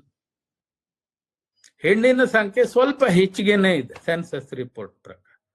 ಆ ವಿಷಯವನ್ನು ನಾವು ಇಲ್ಲಿ ತೆಗೆದುಕೊಳ್ಳಿಕ್ಕೆ ಆಗೋದಿಲ್ಲ. ಯಾತಕ್ಕೆ ಅಂತಂದ್ರೆ ಇದ್ದಿರೋ ಬ್ರಾಹ್ಮಣ ಫ್ಯಾಮಿಲಿನೇ ಚಿಕ್ಕದು, ಇದ್ದಿರುವ ಹೆಣ್ಣು ಗಂಡುಗಳು ಎಲ್ಲ ಮೈಗ್ರೇಟೆಡ್. ಮನೆಯಲ್ಲಿ ಮಾತ್ರ ಓಲ್ಡ್ ಏಜ್ ಹೋಮ್. ಈ ಓಲ್ಡ್ ಏಜ್ ಹೋಮ್ ನಲ್ಲಿ ಮನೆಯಲ್ಲಿ ಯಾರೂ ಇಲ್ಲದೆ ಇದ್ದಾಗ, ಹೋದವರು ಅವರವ್ರ ಜಾಗದಲ್ಲಿದ್ದಾಗ ಅವರವರಿಗೆ ಯಾವ್ಯಾವ್ದು ಲೈಕ್ ಕಾಣಿಸುತ್ತೋ ಅದನ್ನು ಪಿಕ್ ಮಾಡ್ಕೊಳ್ತಾರೆ. ಅದಕ್ಕಾಗಿ ಈ ನಾನೇನು ಬೇರೆ ಜಾತಿ ಮದುವೆ ಆಗುವುದು ತಪ್ಪು ಅಂತ ನಾನು ಹೇಳ್ತಾ ಇಲ್ಲ. ಎಲ್ಲರಿಗೂ ಸ್ವಾತಂತ್ರ್ಯತೆ, ಕಾನೂನು ದೃಷ್ಟಿಯಲ್ಲಿ ಅದು ಯಾವ ಜಾತಿ ಯಾವ ಇದು ಅಂತ ಹೇಳುವ ವಿಷಯಗಳು ಇಲ್ಲ. ಅಂತಂದ್ರೆ ನಾವು ಒಂದು ವ್ಯವಸ್ಥಿತ ಕುಟುಂಬವನ್ನು ಇಟ್ಕೊಳ್ಬೇಕು ಅಂತ ಆದಲ್ಲಿ ನಾವು ಅಂತಹ ಕುಟುಂಬವನ್ನು ಇನ್ನೊಂದನ್ನು ನೋಡ್ಕೋಬೇಕು. ಅದರ ಕೊರತೆ ಆಗುತ್ತೆ. ಅದರಿಂದ ನಮ್ಮ ಈ ಕಮ್ಯುನಿಟಿ ಮೇಲ್ಗಡೆಗೆ ಎಫೆಕ್ಟ್ ಬೀಳುತ್ತೆ. ಆದ್ದರಿಂದ ದಯವಿಟ್ಟು ರಿಲೇಟೆಡ್ ಪೇರೆಂಟ್ಸ್ಗಳು ತಮ್ಮ ತಮ್ಮ ಗಂಡಾಗಿರ್ಲಿ ಹೆಣ್ಣಾಗಿರ್ಲಿ ಮಕ್ಕಳುಗಳು ಏನ್ ಮಾಡ್ತಿದ್ದಾರೆ, ಮದುವೆ ವಿಷಯವಾಗಿ ಬಂದಾಗ ಏನು ಅವರು ಡಿಸಿಷನ್ ತೆಗೆದುಕೊಳ್ತಿದ್ದಾರೆ, ಅವ್ರ ಡಿಸಿಷನ್ ರಾಂಗ್ ಆಗಿದ್ರೆ ಅದನ್ನ ಸರಿಯಾದಂತ ದೃಷ್ಟಿಯಲ್ಲಿ ಹೇಳಿಕೆ ಮಾಡಬೇಕು, ಹೇಳಿ ಅದನ್ನ ತಿಳಿವಳಿಕೆ ಕೊಡಬೇಕು. ಅದಕ್ಕೆ ಆ ಯೂನಿಟ್ಗಳು ಸಹಕಾರ ಮಾಡಬಹುದು. ಹೇಳುವುದಕ್ಕೆ ನಾನು ಹೇಳ್ತಾ ಇದ್ದಿರೋದು. ಅದಕ್ಕಾಗಿ ಅಂತಹ ಯೂನಿಟ್ಗಳನ್ನ ನಾವು ಸ್ವತಂತ್ರವಾಗಿ ಮಾಡಿಕೊಳ್ಬೇಕು. ಆದ್ದರಿಂದ ಈ ಪರ್ಟಿಕ್ಯುಲರ್ ವಿಷಯವಾಗಿ ಕಾನೂನಿನಲ್ಲಿ ತೊಂದರೆ ತೊಡಕು ಇಲ್ಲದೆ ಹೋದ್ರೂ ಒಂದು ಕುಟುಂಬಿಕ ವ್ಯವಸ್ಥೆಯಲ್ಲಿ ತೊಂದರೆನೇ ಅದು. ಆದ್ದರಿಂದ ನಾವು ನಮ್ಮ ಈ ಕಮ್ಯುನಿಟಿಯನ್ನ ರಕ್ಷಣೆ ಮಾಡಿಕೊಳ್ಳಿಕ್ಕೆ ಅಂತಹ ವಿಷಯಗಳಲ್ಲಿ ಸೂಕ್ತವಾದಂತ ಭದ್ರವಾದಂತ ಕುಲವಧು ಅಂತ ಹೇಳ್ತೀವಿ ಅಥವಾ ಕುಲ ವರ ಅಂತ ಹೇಳ್ತೀವಿ, ಅಂತವರನ್ನು ನೋಡಿ ಮದುವೆ ಮಾಡುವಂತದ್ದು ಅಗತ್ಯತೆ ಇದೆ. ನೆಕ್ಸ್ಟ್, ಮದುವೆಯಲ್ಲಿ ಇನ್ನೂ ಸಮಸ್ಯೆಗಳು ಬರ್ತವೆ. ಹುಡುಗಿ ತಪ್ಪು ಹಾದಿನಲ್ಲಿದ್ದಾರೆ, ಹುಡುಗ ತಪ್ಪು ಹಾದಿನಲ್ಲಿದ್ದಾನೆ, ಅಥವಾ ಒಬ್ಬರು ಒಳ್ಳೆ ಹಾದಿನಲ್ಲಿದ್ದು ಇನ್ನೊಬ್ರು ತಪ್ಪು ಹಾದಿನಲ್ಲಿ ಇರ್ಬಹುದು. ಇದರ ಅರ್ಥಗಳನ್ನೆಲ್ಲ ನೀವು ಮಾಡ್ಕೋಬೇಕು. ಅಂತ ಸಂದರ್ಭದಲ್ಲಿ ಮದುವೆ ಆಗೋಗ್ಬಿಟ್ಟಿರುತ್ತೆ, ಸಮಸ್ಯೆಗಳು ಬರ್ತವೆ ಅಂತದ್ದು. ಅದಕ್ಕಾಗಿ ಹೇಳಿದ್ದಿರೋದು, ಅಂತ ಸಮಸ್ಯೆಗಳನ್ನ ಸೂಕ್ತವಾದಂತ ವಕೀಲರಲ್ಲೋ ಅಥವಾ ಇದೊಂದು ಇಂಪಾರ್ಟೆಂಟ್ ಅಂತಂದ್ರೆ ಸೈಕಾಲಜಿಕಲ್ ಆಸ್ಪೆಕ್ಟ್, ಮನೋವಿಜ್ಞಾನಿಗಳ ಹತ್ರ, ಡಾಕ್ಟರ್ಸ್ ಹತ್ರನೋ ಇದ್ರ ಬಗ್ಗೆ ಕನ್ಸಲ್ಟ್ ಮಾಡುವುದು ಅತ್ಯುತ್ತಮ. ಅವರು ಇದಕ್ಕೆ ಸಲಹೆಗಳನ್ನ ಕೊಡಬಹುದು. ಗಂಡು ಹೆಣ್ಣಿಗೆ ಅವರವರು ತಪ್ಪು ದಾರಿಯಲ್ಲಿ ಇದ್ರೂ ಸರಿ ದಾರಿಗೆ ಬರ್ಬಹುದು. ತಪ್ಪು ಯಾವತ್ತೇನೆ, ಈಗ ನಾವು ವಾಲ್ಮೀಕಿನೇ ತೆಗೆದುಕೊಂಡ್ರು ನಾವು ಇವತ್ತೂ ಸ್ಮರಿಸ್ತಾ ಇದ್ದೀವಿ. ಒಂದು ಯಾವುದೋ ಹಂತದಲ್ಲಿ ಅವನು ತಪ್ಪು ಹಾದಿಯಲ್ಲಿ ಹೋದ ಅಂತ ಆದ್ರೂ ಸರಿ ದಾರಿಗೆ ಬರ್ಬೋದು. ಯಾತಕ್ಕೆ ಅಂದ್ರೆ ಅದಕ್ಕೊಂದು ವ್ಯವಸ್ಥಿತವಾದಂತ ಗೈಡೆನ್ಸ್ ಬೇಕಾಗುತ್ತೆ. ಆದ್ದರಿಂದ ಅಂತಹ ವಿಷಯಗಳು ಅಥವಾ ಅಂತಹ ತೊಂದರೆಗಳು ಇದ್ರೂ ಸಹ ಅವುಗಳನ್ನ ಸೂಕ್ತವಾಗಿ ನಿರ್ವಹಿಸಬೇಕು. ಯಾತಕೆಂದ್ರೆ ನಮ್ಮ ಕಮ್ಯುನಿಟಿ ಇರುವುದೇ ಕಡಿಮೆ ಪರ್ಸೆಂಟ್. ಅದನ್ನ ನಾವು ಉಳಿಸ್ಕೊಳ್ಳಿಕ್ಕೆ ಅಟ್ಲೀಸ್ಟ್ ಪ್ರಯತ್ನ ಮಾಡಬೇಕು. ನಂತರ ಈ ಮದುವೆ ಆದ ನಂತರದಲ್ಲಿ ಎಷ್ಟೋ ದಿವಸದಲ್ಲಿ ಜೀವನ ಮಾಡ್ಕೊ ಬರ್ತಿರ್ತಾರೆ. ಸಡನ್ ಹೆಂಡತಿಗೆ ಯಾವುದೋ ಒಂದು ತಪ್ಪು ಕಲ್ಪನೆಯನ್ನು ಕೊಡ್ತಾರೆ ಅಥವಾ ಗಂಡನಿಗೆ ಯಾವುದೋ ಒಂದು ತಪ್ಪು ಕಲ್ಪನೆಯನ್ನು ಕೊಡ್ತಾರೆ. ಅದರಿಂದ ವಿಚ್ಛೇದನಕ್ಕೆ ಕಾರಣ ಆಗ್ಬೋದು. ಆ ವಿಚ್ಛೇದನ ಪರಿಸ್ಥಿತಿಯಲ್ಲಿ ಸಮಸ್ಯೆಗೆ ಕಾರಣವನ್ನು ನಾವು ನೋಡ್ಬೇಕು. ಸಮಸ್ಯೆಯ ಕಾರಣವನ್ನ ನೋಡಿ ಅದನ್ನ ಹೇಗೆ ಪರಿಹರಿಸಬೇಕು ಅಂತ ಹೇಳಿ ಹಿರಿಯರಾದವರು ನಾವುಗಳು ಚರ್ಚೆ ಮಾಡಿ ಸೂಕ್ತ ನಿರ್ಧಾರವನ್ನು ತೆಗೆದುಕೊಂಡ್ರೆ ಡೈವರ್ಸಿಗೆ ಹೋಗುವಂತಹದ್ದು ನಿಲ್ಲುತ್ತೆ. ಅಥವಾ ಇನ್ನೇನೋ ತಪ್ಪಾಗಿ ಹೋಗಿದೆ ಅಂತ ವಿಷಯಗಳು ಬಂದರೂ ಅಂತ ಸಂದರ್ಭದಲ್ಲೂ ಸರಿಯಾದಂತ ವಿವೇಚನೆಯಿಂದ ನಿರ್ವಹಣೆ ಮಾಡಿದಲ್ಲಿ ಅಂತ ಸಮಸ್ಯೆಯನ್ನು ಪರಿಹಾರ ಮಾಡಬಹುದು. ನಮಗೆ ಪಾಸಿಟಿವ್ ಮೈಂಡ್ ಇರ್ಬೇಕು. ಅದನ್ನ ಮಾಡಿ ಸರಿ ಮಾಡಬೇಕು ಹೇಳುವಂತ ಉದ್ದೇಶ ನಮ್ಮಲ್ಲಿದ್ದು ಮಾತಾಡಿದರೆ ಸಾಧ್ಯತೆ ಇರುತ್ತೆ. ಇನ್ನು ಕೆಲವೊಂದಿಷ್ಟು ಹೇಳ್ಬೋದು, ಇದು ಸಾಧ್ಯನೇ ಇಲ್ಲ ಮಾಡ್ಲಿಕ್ಕೆ, ಇಬ್ಬರನ್ನು ಸೇರಿಸ್ಲಿಕ್ಕೆ ಅಂತ. ಸರಿ, ಅಂತ ಸಂದರ್ಭದಲ್ಲಿ ಏನ್ ಮಾಡ್ಬೇಕು? ಇಂಪಾಸಿಬಿಲಿಟೀಸ್ ಇದ್ದಾಗ, ಇಬ್ರು ಒಟ್ಟಿಗೆ ಉಳಿಲಿಕ್ಕೆ ಸಾಧ್ಯತೆಗಳೇ ಇಲ್ಲದೆ ಇದ್ದಾಗ, ಆ ವಿಷಯ ಸತ್ಯವಾಗಿದ್ದಾಗ ಆಗ ಆಟೋಮೆಟಿಕ್ ಆಗಿ ಕೋರ್ಟಿಗೆ ಬರಲೇಬೇಕು. ಹಿಂದೂ ಮ್ಯಾರೇಜ್ ಆಕ್ಟ್ ನಂತೆ ಸೆಕ್ಷನ್ 13 ಉಪಯೋಗ ಮಾಡಲೇಬೇಕಾಗುತ್ತೆ. ತಪ್ಪು ಅಂತ ಏನು ಹೇಳೋದು. ಆದರೆ ಅದಕ್ಕೆ ಪೂರ್ವಭಾವಿಯಾಗಿ ಮಾಡಬೇಕಾದಂತ ಎಲ್ಲ ಈಗ ಕರ್ತವ್ಯಗಳನ್ನ ಮ್ಯಾನೇಜ್ಮೆಂಟ್ ಅವಳು ಮಕ್ಕಳುಗಳು ಅವಳ ಜೊತೆಗೇನೆ ಇದ್ರೆ ಅವರನ್ನು ಸೇರಿಸ್ಬಿಟ್ಟು ಗಂಡನಿಗೆ ಬರುವಂತ ಆಸ್ತಿಗಳಲ್ಲಿ ಭಾಗ ಕೇಳಬಹುದು. ತನ್ನ ಜೀವನ ನಿರ್ವಹಣೆಗೆ ಮೇಂಟೆನೆನ್ಸ್ ಕೊಡಿ ಅಂತ ಹೇಳಬಹುದು. ಹಾಗೇನೆ ಇವಾಗ DV act, domestic violence act ಬಂದಿದೆ. ಅದರಂತೆ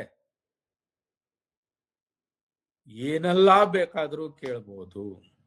compensation, monetary relief, alternative accommodation, protection order, 1, 2 ಏನ್ ಬೇಕಾದ್ರೂ ಕೇಳ್ಬೋದು.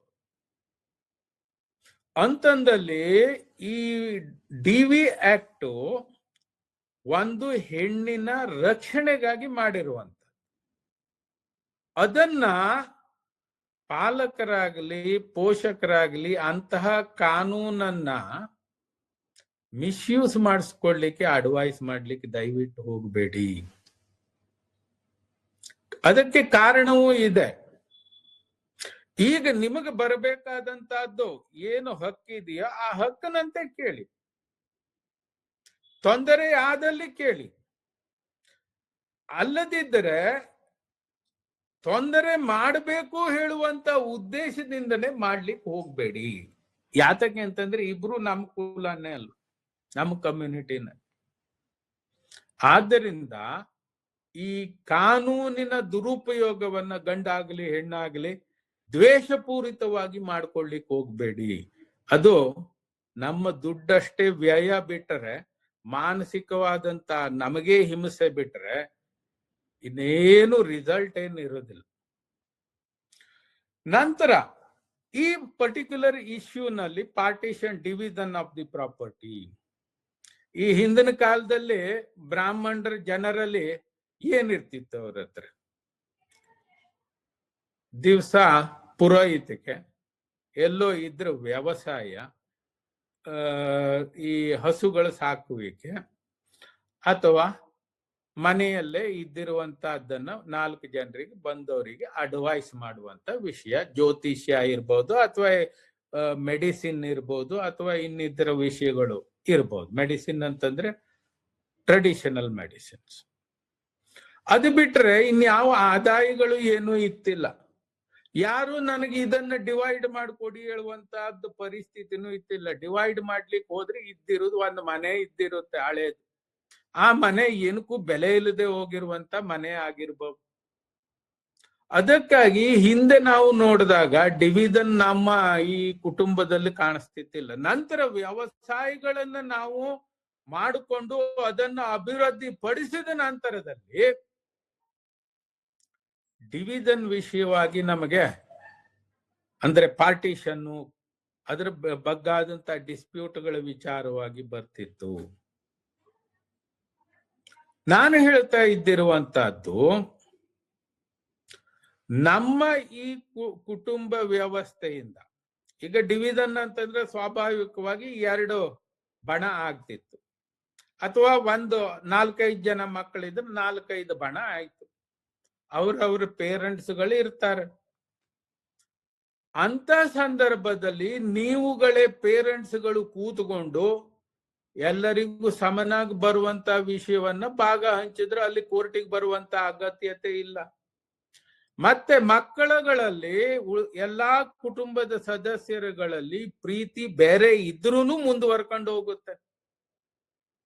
ಇದನ್ನ ಯಾತಕ್ ಮಾಡಬಾರ್ದು?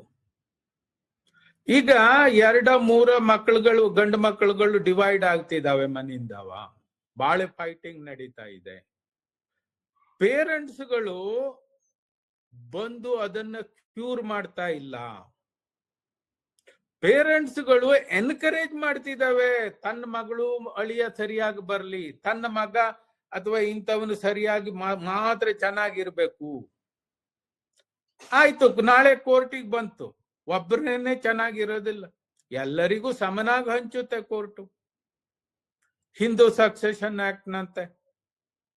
ಅದಕ್ಕಾಗಿ ಗಂಡು ಹೆಣ್ಣು ಮಕ್ಕಳು ಇದ್ರೂ ಸಮನಾಗಿ ಹಚ್ಚುತ್ತೆ. ಇವತ್ತು ಪಿತ್ರಾರ್ಜಿತವಾಗಿ ಅಂತಂದ್ರೆ ಏನ್ಸೆಸ್ಟ್ರಲ್ ಪ್ರಾಪರ್ಟೀಸ್ ನಲ್ಲೂ ಎಲ್ಲರಿಗೂ ಹಕ್ಕಿದೆ.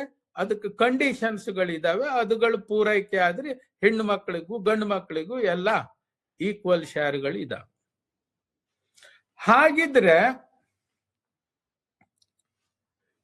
ಈ ವಿಷಯವನ್ನ ನಮ್ಮ ಈ ಕುಟುಂಬದಲ್ಲಿ ಡಿವೈಡ್ ಆಗ್ತಿರುವಂತ ಬ್ರದರ್ಸ್ಗಳ ಹಿರಿಯರು, ಎಸ್ಪೆಷಲಿ ಇದರಲ್ಲಿ ವರ್ಕೌಟ್ ಆಗುವಂತಹದ್ದು ಈ ಹೆಣ್ಣಿನ ಕಡೆ ತಂದೆ ತಾಯಿಯವರಿಂದ, ಅವರುಗಳು ಸ್ವತಃ ಬಂದು ನಿಂತುಕೊಂಡು, ನೀವು ಜಗಳ ಆಡುವಂತ ಅಗತ್ಯತೆ ಇಲ್ಲ. ಎಲ್ಲ ಪೇರೆಂಟ್ಸು, 4 ಜನ ಮಕ್ಕಳಿದ್ರೆ 4 ಜನ ಹೆಂಡತಿ ಕಡೆಯ ಪೇರೆಂಟ್ಸ್ಗಳು, ಇಲ್ಲಿ ತಂದೆ ತಾಯಿ ಒಬ್ರು ಇದ್ದಿರ್ತಾರೆ, ಅವ್ರು ಯಾವ್ದಕ್ಕಾದ್ರೂ ಅಡ್ಜಸ್ಟ್ ಹಾಕೊಂಡು ಹೋಗ್ಲಿಕ್ಕೆ ಮನೋಭಾವ ಇದ್ದಿರುತ್ತೆ.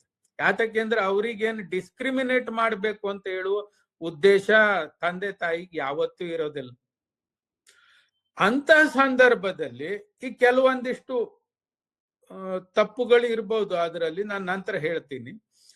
ಈ ಸಾಮಾನ್ಯವಾಗಿ ತಂದೆ ತಾಯಿಗಳು ಒಬ್ಬನಿಗೆ ಹೆಚ್ಚಿಗೆ ಕೊಡು, ಒಬ್ಬನಿಗೆ ಕಡಿಮೆ ಕೊಡು ಹೇಳುವಂತ ಮನೋಭಾವಗಳಿಲ್ಲ. ಅದಕ್ಕಾಗಿ ಈ 3 ಜನ 4 ಜನನೋ ಎಷ್ಟು ಜನ ಗಂಡು ಮಕ್ಕಳಿದಾರೋ ಅವರ ಹೆಂಡತಿ ಕಡೆಯವರು ಎಲ್ಲರೂ ಬಂದು ಒಟ್ಟಿಗೆ ಕೂತ್ಕೊಂಡ್ರೆ ಆ ವಿಷಯ ಒಂದು ದಿವಸದಲ್ಲಿ ನಿಕಾಲೆ ಆಗುತ್ತೆ. ಕೋರ್ಟಿಗೆ ಬಂದ್ರೆ ಒಂದು ತಲಗಳಿ ನಂತರನೂ ಇದು ಮುಂದುವರ್ಕೊಂಡು ಹೋಗ್ಬೋದು. ಯಾತಕ್ಕೆ ನಾವು ಆ ಪ್ರಯತ್ನವನ್ನ ಮಾಡಬಾರ್ದು ಅಂತಂದ್ರೆ, ಈಗ ನಾವು ನಮ್ಮ ಕುಟುಂಬಿಕ ವ್ಯವಸ್ಥೆಯಲ್ಲಿ ನಮ್ಮ ಕುಟುಂಬ ಒಂದೇ ಅಲ್ಲ, ಇನ್ನೊಂದು ಕುಟುಂಬ, ಇನ್ನೊಂದು ಕಮ್ಯುನಿಟಿ, ಇನ್ನೊಂದು ವ್ಯಕ್ತಿ, ಪ್ರಾಣಿ ಎಲ್ಲವುದನ್ನು ರಕ್ಷಣೆ ಮಾಡುವಂತ ಬಾಧ್ಯತೆ ಒಂದು ಬ್ರಾಹ್ಮಣ ಕುಟುಂಬದ್ದು. ಆಯ್ತು, ಇವರು ನಮ್ಮ ಮನೆಯವರೇನೆ, ನಮ್ಮ ಮಕ್ಕಳುಗಳನ್ನೇ ಡಿವೈಡ್ ಆಗ್ತಿದ್ದಾವೆ, ಆಯ್ತು ಆಗ್ಲಿ, ಅವರವರು ಸ್ವತಂತ್ರವಾಗಿ ಬದುಕಲಿಕ್ಕೆ ಕಲ್ತ್ಕೊಳ್ಳಿ. ಅದಕ್ಕೆ ಕುಮ್ಮಕ್ಕು ಕೊಡುವುದ್ರ ಬಿಟ್ಟು ಸಪೋರ್ಟ್ ಮಾಡಿ ಬಂದು ಈ ತರ ಮಾಡ್ಕೊಳ್ಳೋಣ ವ್ಯವಸ್ಥೆಯನ್ನ ಅಂತಂದ್ರೆ ಎಲ್ಲಾ ಬ್ರಾಹ್ಮಣರ ಮನೆಯ ಪಾರ್ಟಿಷನ್ ಕೇಸ್ಗಳು ಮುಗಿಯುತ್ತೆ. ಕೋರ್ಟಿಗೆ ಬರುವಂತಹದ್ದಾಗ್ಲಿ ಖರ್ಚು ಮಾಡುವಂತಹದ್ದಾಗ್ಲಿ ಅಗತ್ಯತೆಗಳು ಇಲ್ಲ. ಆ ಅಂಡರ್ಸ್ಟ್ಯಾಂಡಿಂಗ್ಸು ಬ್ರಾಹ್ಮಣಾದವನಿಗೆ ಇದೆ ಅಂತ ಹೇಳುವುದು ನನ್ನ ಕಾನ್ಫಿಡೆನ್ಸ್. ಆದ್ದರಿಂದ ಈ ವಿಭಾಗದ, ಆ ಕುಟುಂಬದ ಆಸ್ತಿಯ ವಿಭಾಗದ ವಿಷಯವಾಗಿ ಬಂದಲ್ಲಿ ನಾವು ಅದಕ್ಕೆ ನಾವೇ ಪರಿಹಾರವನ್ನ ನಮ್ಮ ಸಮಸ್ಯೆಗೆ ಕಂಡುಕೊಳ್ಳುವಂತ ಅವಕಾಶಗಳು ಬೇಕಂದಷ್ಟಿದಾವೆ.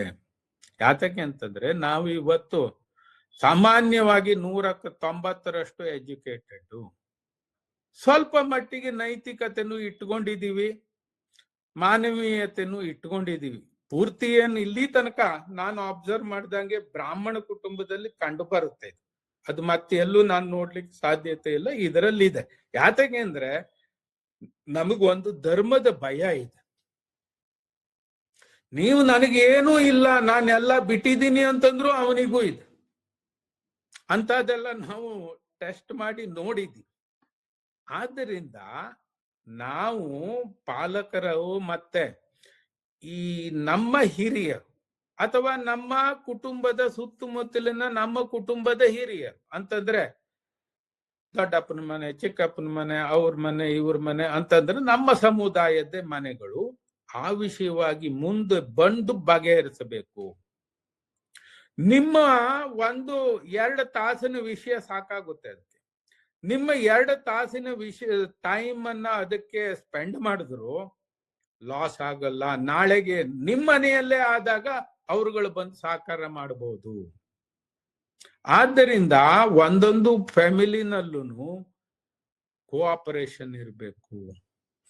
ಒಂದು ಫ್ಯಾಮಿಲಿಯಲ್ಲಿ ಕೋಆಪರೇಷನ್ ಮತ್ತೊಂದು ಫ್ಯಾಮಿಲಿ ಜೊತೆಗಿದ್ದಾಗ 2 ಫ್ಯಾಮಿಲಿನೂ ಸೆಕ್ಯೂರ್ಡ್ ಆಗಿ ಡೆವಲಪ್ ಆಗ್ಲಿಕ್ಕಾಗುತ್ತೆ. ಒಬ್ರ ಕಾಲ್ ಒಬ್ರು ಎಳೆಯುವಂತ ಅಗತ್ಯತೆಗಳು ಬರೋದಿಲ್ಲ. ಆದ್ದರಿಂದ ಒಟ್ಟಿನಲ್ಲಿ ಮನುಷ್ಯನಿಗೆ ಅಂಡರ್ಸ್ಟ್ಯಾಂಡಿಂಗ್ ಇರ್ಬೇಕು. ಆ ಮನುಷ್ಯ ಯಾವ ಮನುಷ್ಯನಿಗೆ ಅಂಡರ್ಸ್ಟ್ಯಾಂಡಿಂಗ್ಸ್ ಇದೆಯೋ ಅಲ್ಲಿ ಸಮಸ್ಯೆ ಆದ್ರೂ ಪರಿಹಾರ ಕಂಡುಕೊಳ್ಬಹುದು, ಸಮಸ್ಯೆಗೆ ಒಂದು ಫುಲ್ ಸ್ಟಾಪ್ ಹಾಕಬಹುದು. ಆದ್ದರಿಂದ ನಾನು ಹೇಳ್ತಾ ಇದ್ದಿರುವಂತದ್ದು, ನಮ್ಮ ಈ ಕೌಟುಂಬಿಕ ವ್ಯವಸ್ಥೆಯಲ್ಲಿ ನಾವೇ ಆ ನಮ್ಮ ಸಮಸ್ಯೆಗಳು ಉತ್ಪನ್ನವಾಗುವಂತಹ ಸಮಸ್ಯೆಗಳನ್ನ ಬಗೆಹರಿಸಿಕೊಳ್ಳಿಕ್ಕೆ ಫಸ್ಟ್ ಯೋಚನೆ ಮಾಡಿ ಅದಕ್ಕೆ ಆದ್ಯತೆ ಕೊಡಬೇಕು. ಆ ಸಮಸ್ಯೆಯನ್ನ ಬಿಟ್ಟು ಬಿಡುವುದಲ್ಲ. ಬಿಟ್ಬಿಟ್ರೆ ಅದು ಇನ್ನು ಬೆಳ್ಕೊಂಡು ಹೋಗಿ ಕೌಟುಂಬಿಕ ಅವ್ಯವಸ್ಥೆಗೆ ಕಾರಣ ಆಗುತ್ತೆ. ಆದ್ದರಿಂದ ನಾವು ಈ ಕೌಟುಂಬಿಕ ವ್ಯವಸ್ಥೆಯಲ್ಲಿ ಮದುವೆ ಹಂತದಲ್ಲಿ ಬಂದರೆ ಮದುವೆ, ಸಂತಾನ ಮತ್ತೆ ಈ ಡೈವರ್ಸ್ ಇದೆಲ್ಲ ಇಶ್ಯೂಗಳು ಆ ಪಾರ್ಟ್ ನಲ್ಲಿ ಬರುತ್ತೆ. ನಂತರ ಇನ್ನೊಂದು ವಿಷಯ ಹೇಳಿದೆ, ಎಲ್ಲ ತಂದೆ ತಾಯಿಗಳು ನಿಷ್ಪಕ್ಷಪಾತವಾಗಿ ಇರೋದಿಲ್ಲ ಹೇಳೋದು. ಅದಕ್ಕೆ 100% ಸಿಕ್ಬಹುದು. ಆದರೆ ಅಂತವರನ್ನು ಸರಿಪಡಿಸಿಕೊಳ್ಳಿಕ್ಕೆ ಸಾಧ್ಯತೆ ಇದೆ. ಆದ್ದರಿಂದ ನಮ್ಮಲ್ಲಿ ಒಂದು ಒಳ್ಳೆಯ ಧ್ಯೇಯ ಮತ್ತೆ ನಂಬಿಕೆ ಇದ್ರೆ ಏನು ಬೇಕಾದ್ರೂ ಮಾಡಬಹುದು. ಆದ್ದರಿಂದ ನಾನು ಹೇಳ್ತಾ ಇದ್ದಿರೋದು ಇದು ಯಾತಕ್ಕೆ, ನಮ್ಮ ಬ್ರಾಹ್ಮಣ ಕುಟುಂಬದವರು ಅವ್ಯವಸ್ಥಿತವಾಗಿ ಇರಬಾರದು. ನಮ್ಮ ಬ್ರಾಹ್ಮಣ ಕುಟುಂಬ ವ್ಯವಸ್ಥಿತವಾಗಿ ರೋಲ್ ಮಾಡೆಲ್ ಆಗಿರ್ಬೇಕು. ಅಂದಿನ ದಿನ ಬೇರೆ, ಇವತ್ತಿನ ದಿನ ಬೇರೆ. ಇವತ್ತಿನ ದಿನದಲ್ಲೂ ಸಹ ನಾವು ವ್ಯವಸ್ಥೆಯನ್ನ ನಾವು ನಮ್ಮ ವ್ಯವಸ್ಥೆಗೆ ನೋಡಿ ಕಂಡುಕೊಳ್ಬಹುದು. ಯಾವ ತರ ವ್ಯವಸ್ಥೆ ಮಾಡಿದ್ರೆ ನಾವು ಸುಖವಾಗಿರ್ತೀವಿ, ಪ್ರೀತಿಯಿಂದ ಇರ್ತೀವಿ, ಅದರಿಂದ ಸಮಾಜಕ್ಕೆ ಏನು ಪ್ರಯೋಜನ ಆಗುತ್ತೆ ಹೇಳುವುದನ್ನ ನಾವು ಯೋಚನೆ ಮಾಡಿ ಅದಕ್ಕೆ ಕಾರ್ಯಗತ ಆದರೆ ನಾವು ವ್ಯವಸ್ಥಿತ ಕುಟುಂಬವನ್ನು ಕಾಣಬಹುದು. ನಮ್ಮ ಈ ಪರಂಪರೆ, ಕಲ್ಚರು, ಈ ವ್ಯವಸ್ಥೆಗಳನ್ನ, ಸಾಮಾಜಿಕ ವ್ಯವಸ್ಥೆಗಳನ್ನ ಮುಂದುವರಿಸಲಿಕ್ಕೆ ಕಾರಣ ಆಗುತ್ತೆ. ಉದಾಹರಣೆಗೆ ಔಷಧಿ, ಪಾರಂಪರಿಕ ಔಷಧಿ, ಎಷ್ಟು ಕುಟುಂಬದಲ್ಲಿ ಔಷಧಿಗಳನ್ನು ಕೊಡ್ತಾ ಇಲ್ಲ. ಅವುಗಳದ್ದು ಪ್ರಾಮುಖ್ಯತೆ, ಅದರದ್ದು ಹೇಗೆ ಇವತ್ತು ಉಪಯೋಗ ಆಗ್ಬಹುದು, ಆಗದೆ ಇರಬಹುದು, ವಿಷಯ ಅಪ್ರಸ್ತುತ. ಬಟ್ ಅದನ್ನು ವ್ಯವಸ್ಥಿತವಾಗಿ ಮಾಡಿದಲ್ಲಿ ವ್ಯವಸ್ಥಿತ ರಿಸಲ್ಟ್ ಆ ಔಷಧಗಳಿಂದನೇ ಬರುತ್ತೆ. ಆ ಔಷಧಗಳು ಮುಂದುವರ್ಕೊಂಡು ಹೋಗ್ತವೆ. ನಂತರ ಈ ನಮ್ಮದೇ ಆದಂತ ನಮ್ಮ ಕುಟುಂಬದ ಸಂಸ್ಕೃತಿ, ವಿಚಾರ, ಆಚಾರ, ಪರಂಪರೆ ಇವುಗಳೆಲ್ಲ ಮುಂದುವರಿಸ್ಕೊಂಡು ಬೆಳೆಸಲಿಕ್ಕಾಗುತ್ತೆ. ನಮ್ಮ ಈ ಪ್ರತಿಯೊಂದು ಕುಟುಂಬದ ಸದಸ್ಯನ ಮುಖ್ಯ ಧ್ಯೇಯ ನಮ್ಮ ಕಮ್ಯುನಿಟಿಯನ್ನ ಅಭಿವೃದ್ಧಿ ಪಡಿಸಬೇಕು, ನಮ್ಮ ಕಮ್ಯುನಿಟಿ ಬೆಳೆಬೇಕು, ನಮ್ಮ ಕಮ್ಯುನಿಟಿನಿಂದ ದೇಶಕ್ಕೆ ಉತ್ಪನ್ನ ಅಂತಂದ್ರೆ ವ್ಯವಸ್ಥೆ ಅಥವಾ ಉಪಯೋಗ ಆಗಬೇಕು ಹೇಳುವುದನ್ನ ಪ್ರತಿ ಒಂದು ಬ್ರಾಹ್ಮಣನು ಯೋಚನೆ ಮಾಡಿ ಧ್ಯೇಯ ಇಟ್ಟುಕೊಂಡು ಸಾಗಿದಲ್ಲಿ ನಮ್ಮ ಒಂದು ಬ್ರಾಹ್ಮಣ ಸಂಪೂರ್ಣವಾದಂತ ಪರಿಪೂರ್ಣ ಕುಟುಂಬದ ವ್ಯವಸ್ಥೆಗೆ ಅಂತ ನಾನು ಹೇಳಲಿಕ್ಕೆ ಬಯಸ್ತೀನಿ. ನಾವು ಕಾನೂನನ್ನ ಮೀರುವಂತಹ ಮನೋಭಾವ ನಮ್ಮಲ್ಲಿಲ್ಲ. ನಮ್ಮ ಕುಟುಂಬ ಅಂತಂದ್ರೆ ಬ್ರಾಹ್ಮಣರಲ್ಲಿ 100% ಇಲ್ಲ. ಇನ್ನು 20% ಪರಿಸ್ಥಿತಿಗಳಿರ್ಬಹುದು, ಮಾಡದೇ ಇದ್ರೂ ಪರಿಸ್ಥಿತಿಗಳು ಮಾಡಿಸಿರ್ಬಹುದು, ಅಥವಾ 1-2% ಉದ್ದೇಶಪೂರಿತವಾಗೂ ಮಾಡಿರ್ಲೂಬಹುದು. ಅಪಾಕ್ಷತೆ ಎಲ್ಲರಿಗೂ ಇದ್ದಿರುತ್ತೆ. ಆದ್ದರಿಂದ ತಾವು ನಮ್ಮ ಈ ಕೌಟುಂಬಿಕ ವ್ಯವಸ್ಥೆಯನ್ನ ಒಂದು ದೇವರ ಅಂತಂದರೆ ಧರ್ಮದಂತ ನಡೆದುಕೊಂಡು ಹೋಗಿ ನಾವು ಅದನ್ನ ರಕ್ಷಣೆ ಮಾಡಬೇಕು.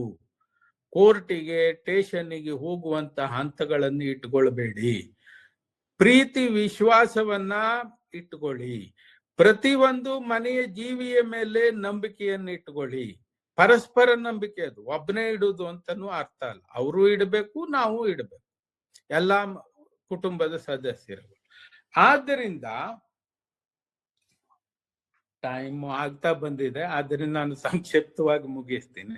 ಇನ್ನು ಕೌಟುಂಬಿಕ ವ್ಯವಸ್ಥೆಯಲ್ಲಿ ಈ ಎಂಪ್ಲಾಯ್ಮೆಂಟು ಅಥವಾ ಬಿಸ್ನೆಸ್, ಅಲ್ಲಿ ಕಾನೂನಿನ ಸಮಸ್ಯೆಗಳು ಹೇಗೆ ಉತ್ಪನ್ನ ಆಗ್ಬೋದು, ಅದರಿಂದ ರಿಸಲ್ಟ್ ಬ್ರಾಹ್ಮಣ ಕೌಟುಂಬಿಕ ವ್ಯವಸ್ಥೆಯಲ್ಲಿ ಹೇಗೆ ಭಿನ್ನತೆ ಅಥವಾ ಪ್ರಾಬ್ಲಮ್ ಆಗ್ಬೋದು, ಆ ವಿಷಯವನ್ನ ಇನ್ನೊಂದು ಅಪಾರ್ಚುನಿಟಿ ಸಿಕ್ಕಿದ್ರೆ ನಾನು ಮಾಡ್ತೀನಿ.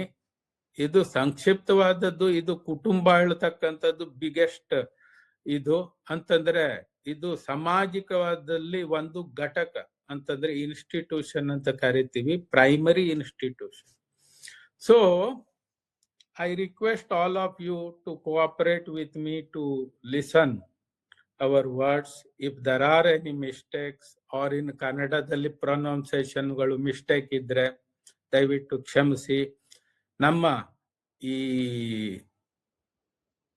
ಬ್ರಾಹ್ಮಣ ಕುಟುಂಬಕ್ಕೆ ಕೈಲಾದಷ್ಟು ನಾವು ಸಹಾಯ ಮಾಡೋಣ, ಉಳಿಸ್ಕೊಳ್ಳಿಕ್ಕೆ ನೋಡೋಣ. ಸಮಾಜದಲ್ಲಿ ಮುಂದು ಯಾವತ್ತೂ ಸಹ ಬ್ರಾಹ್ಮಣ ಕುಟುಂಬವನ್ನ ಕಾಣ್ಲಿಕ್ಕೆ ಇಡಿಸೋಣ.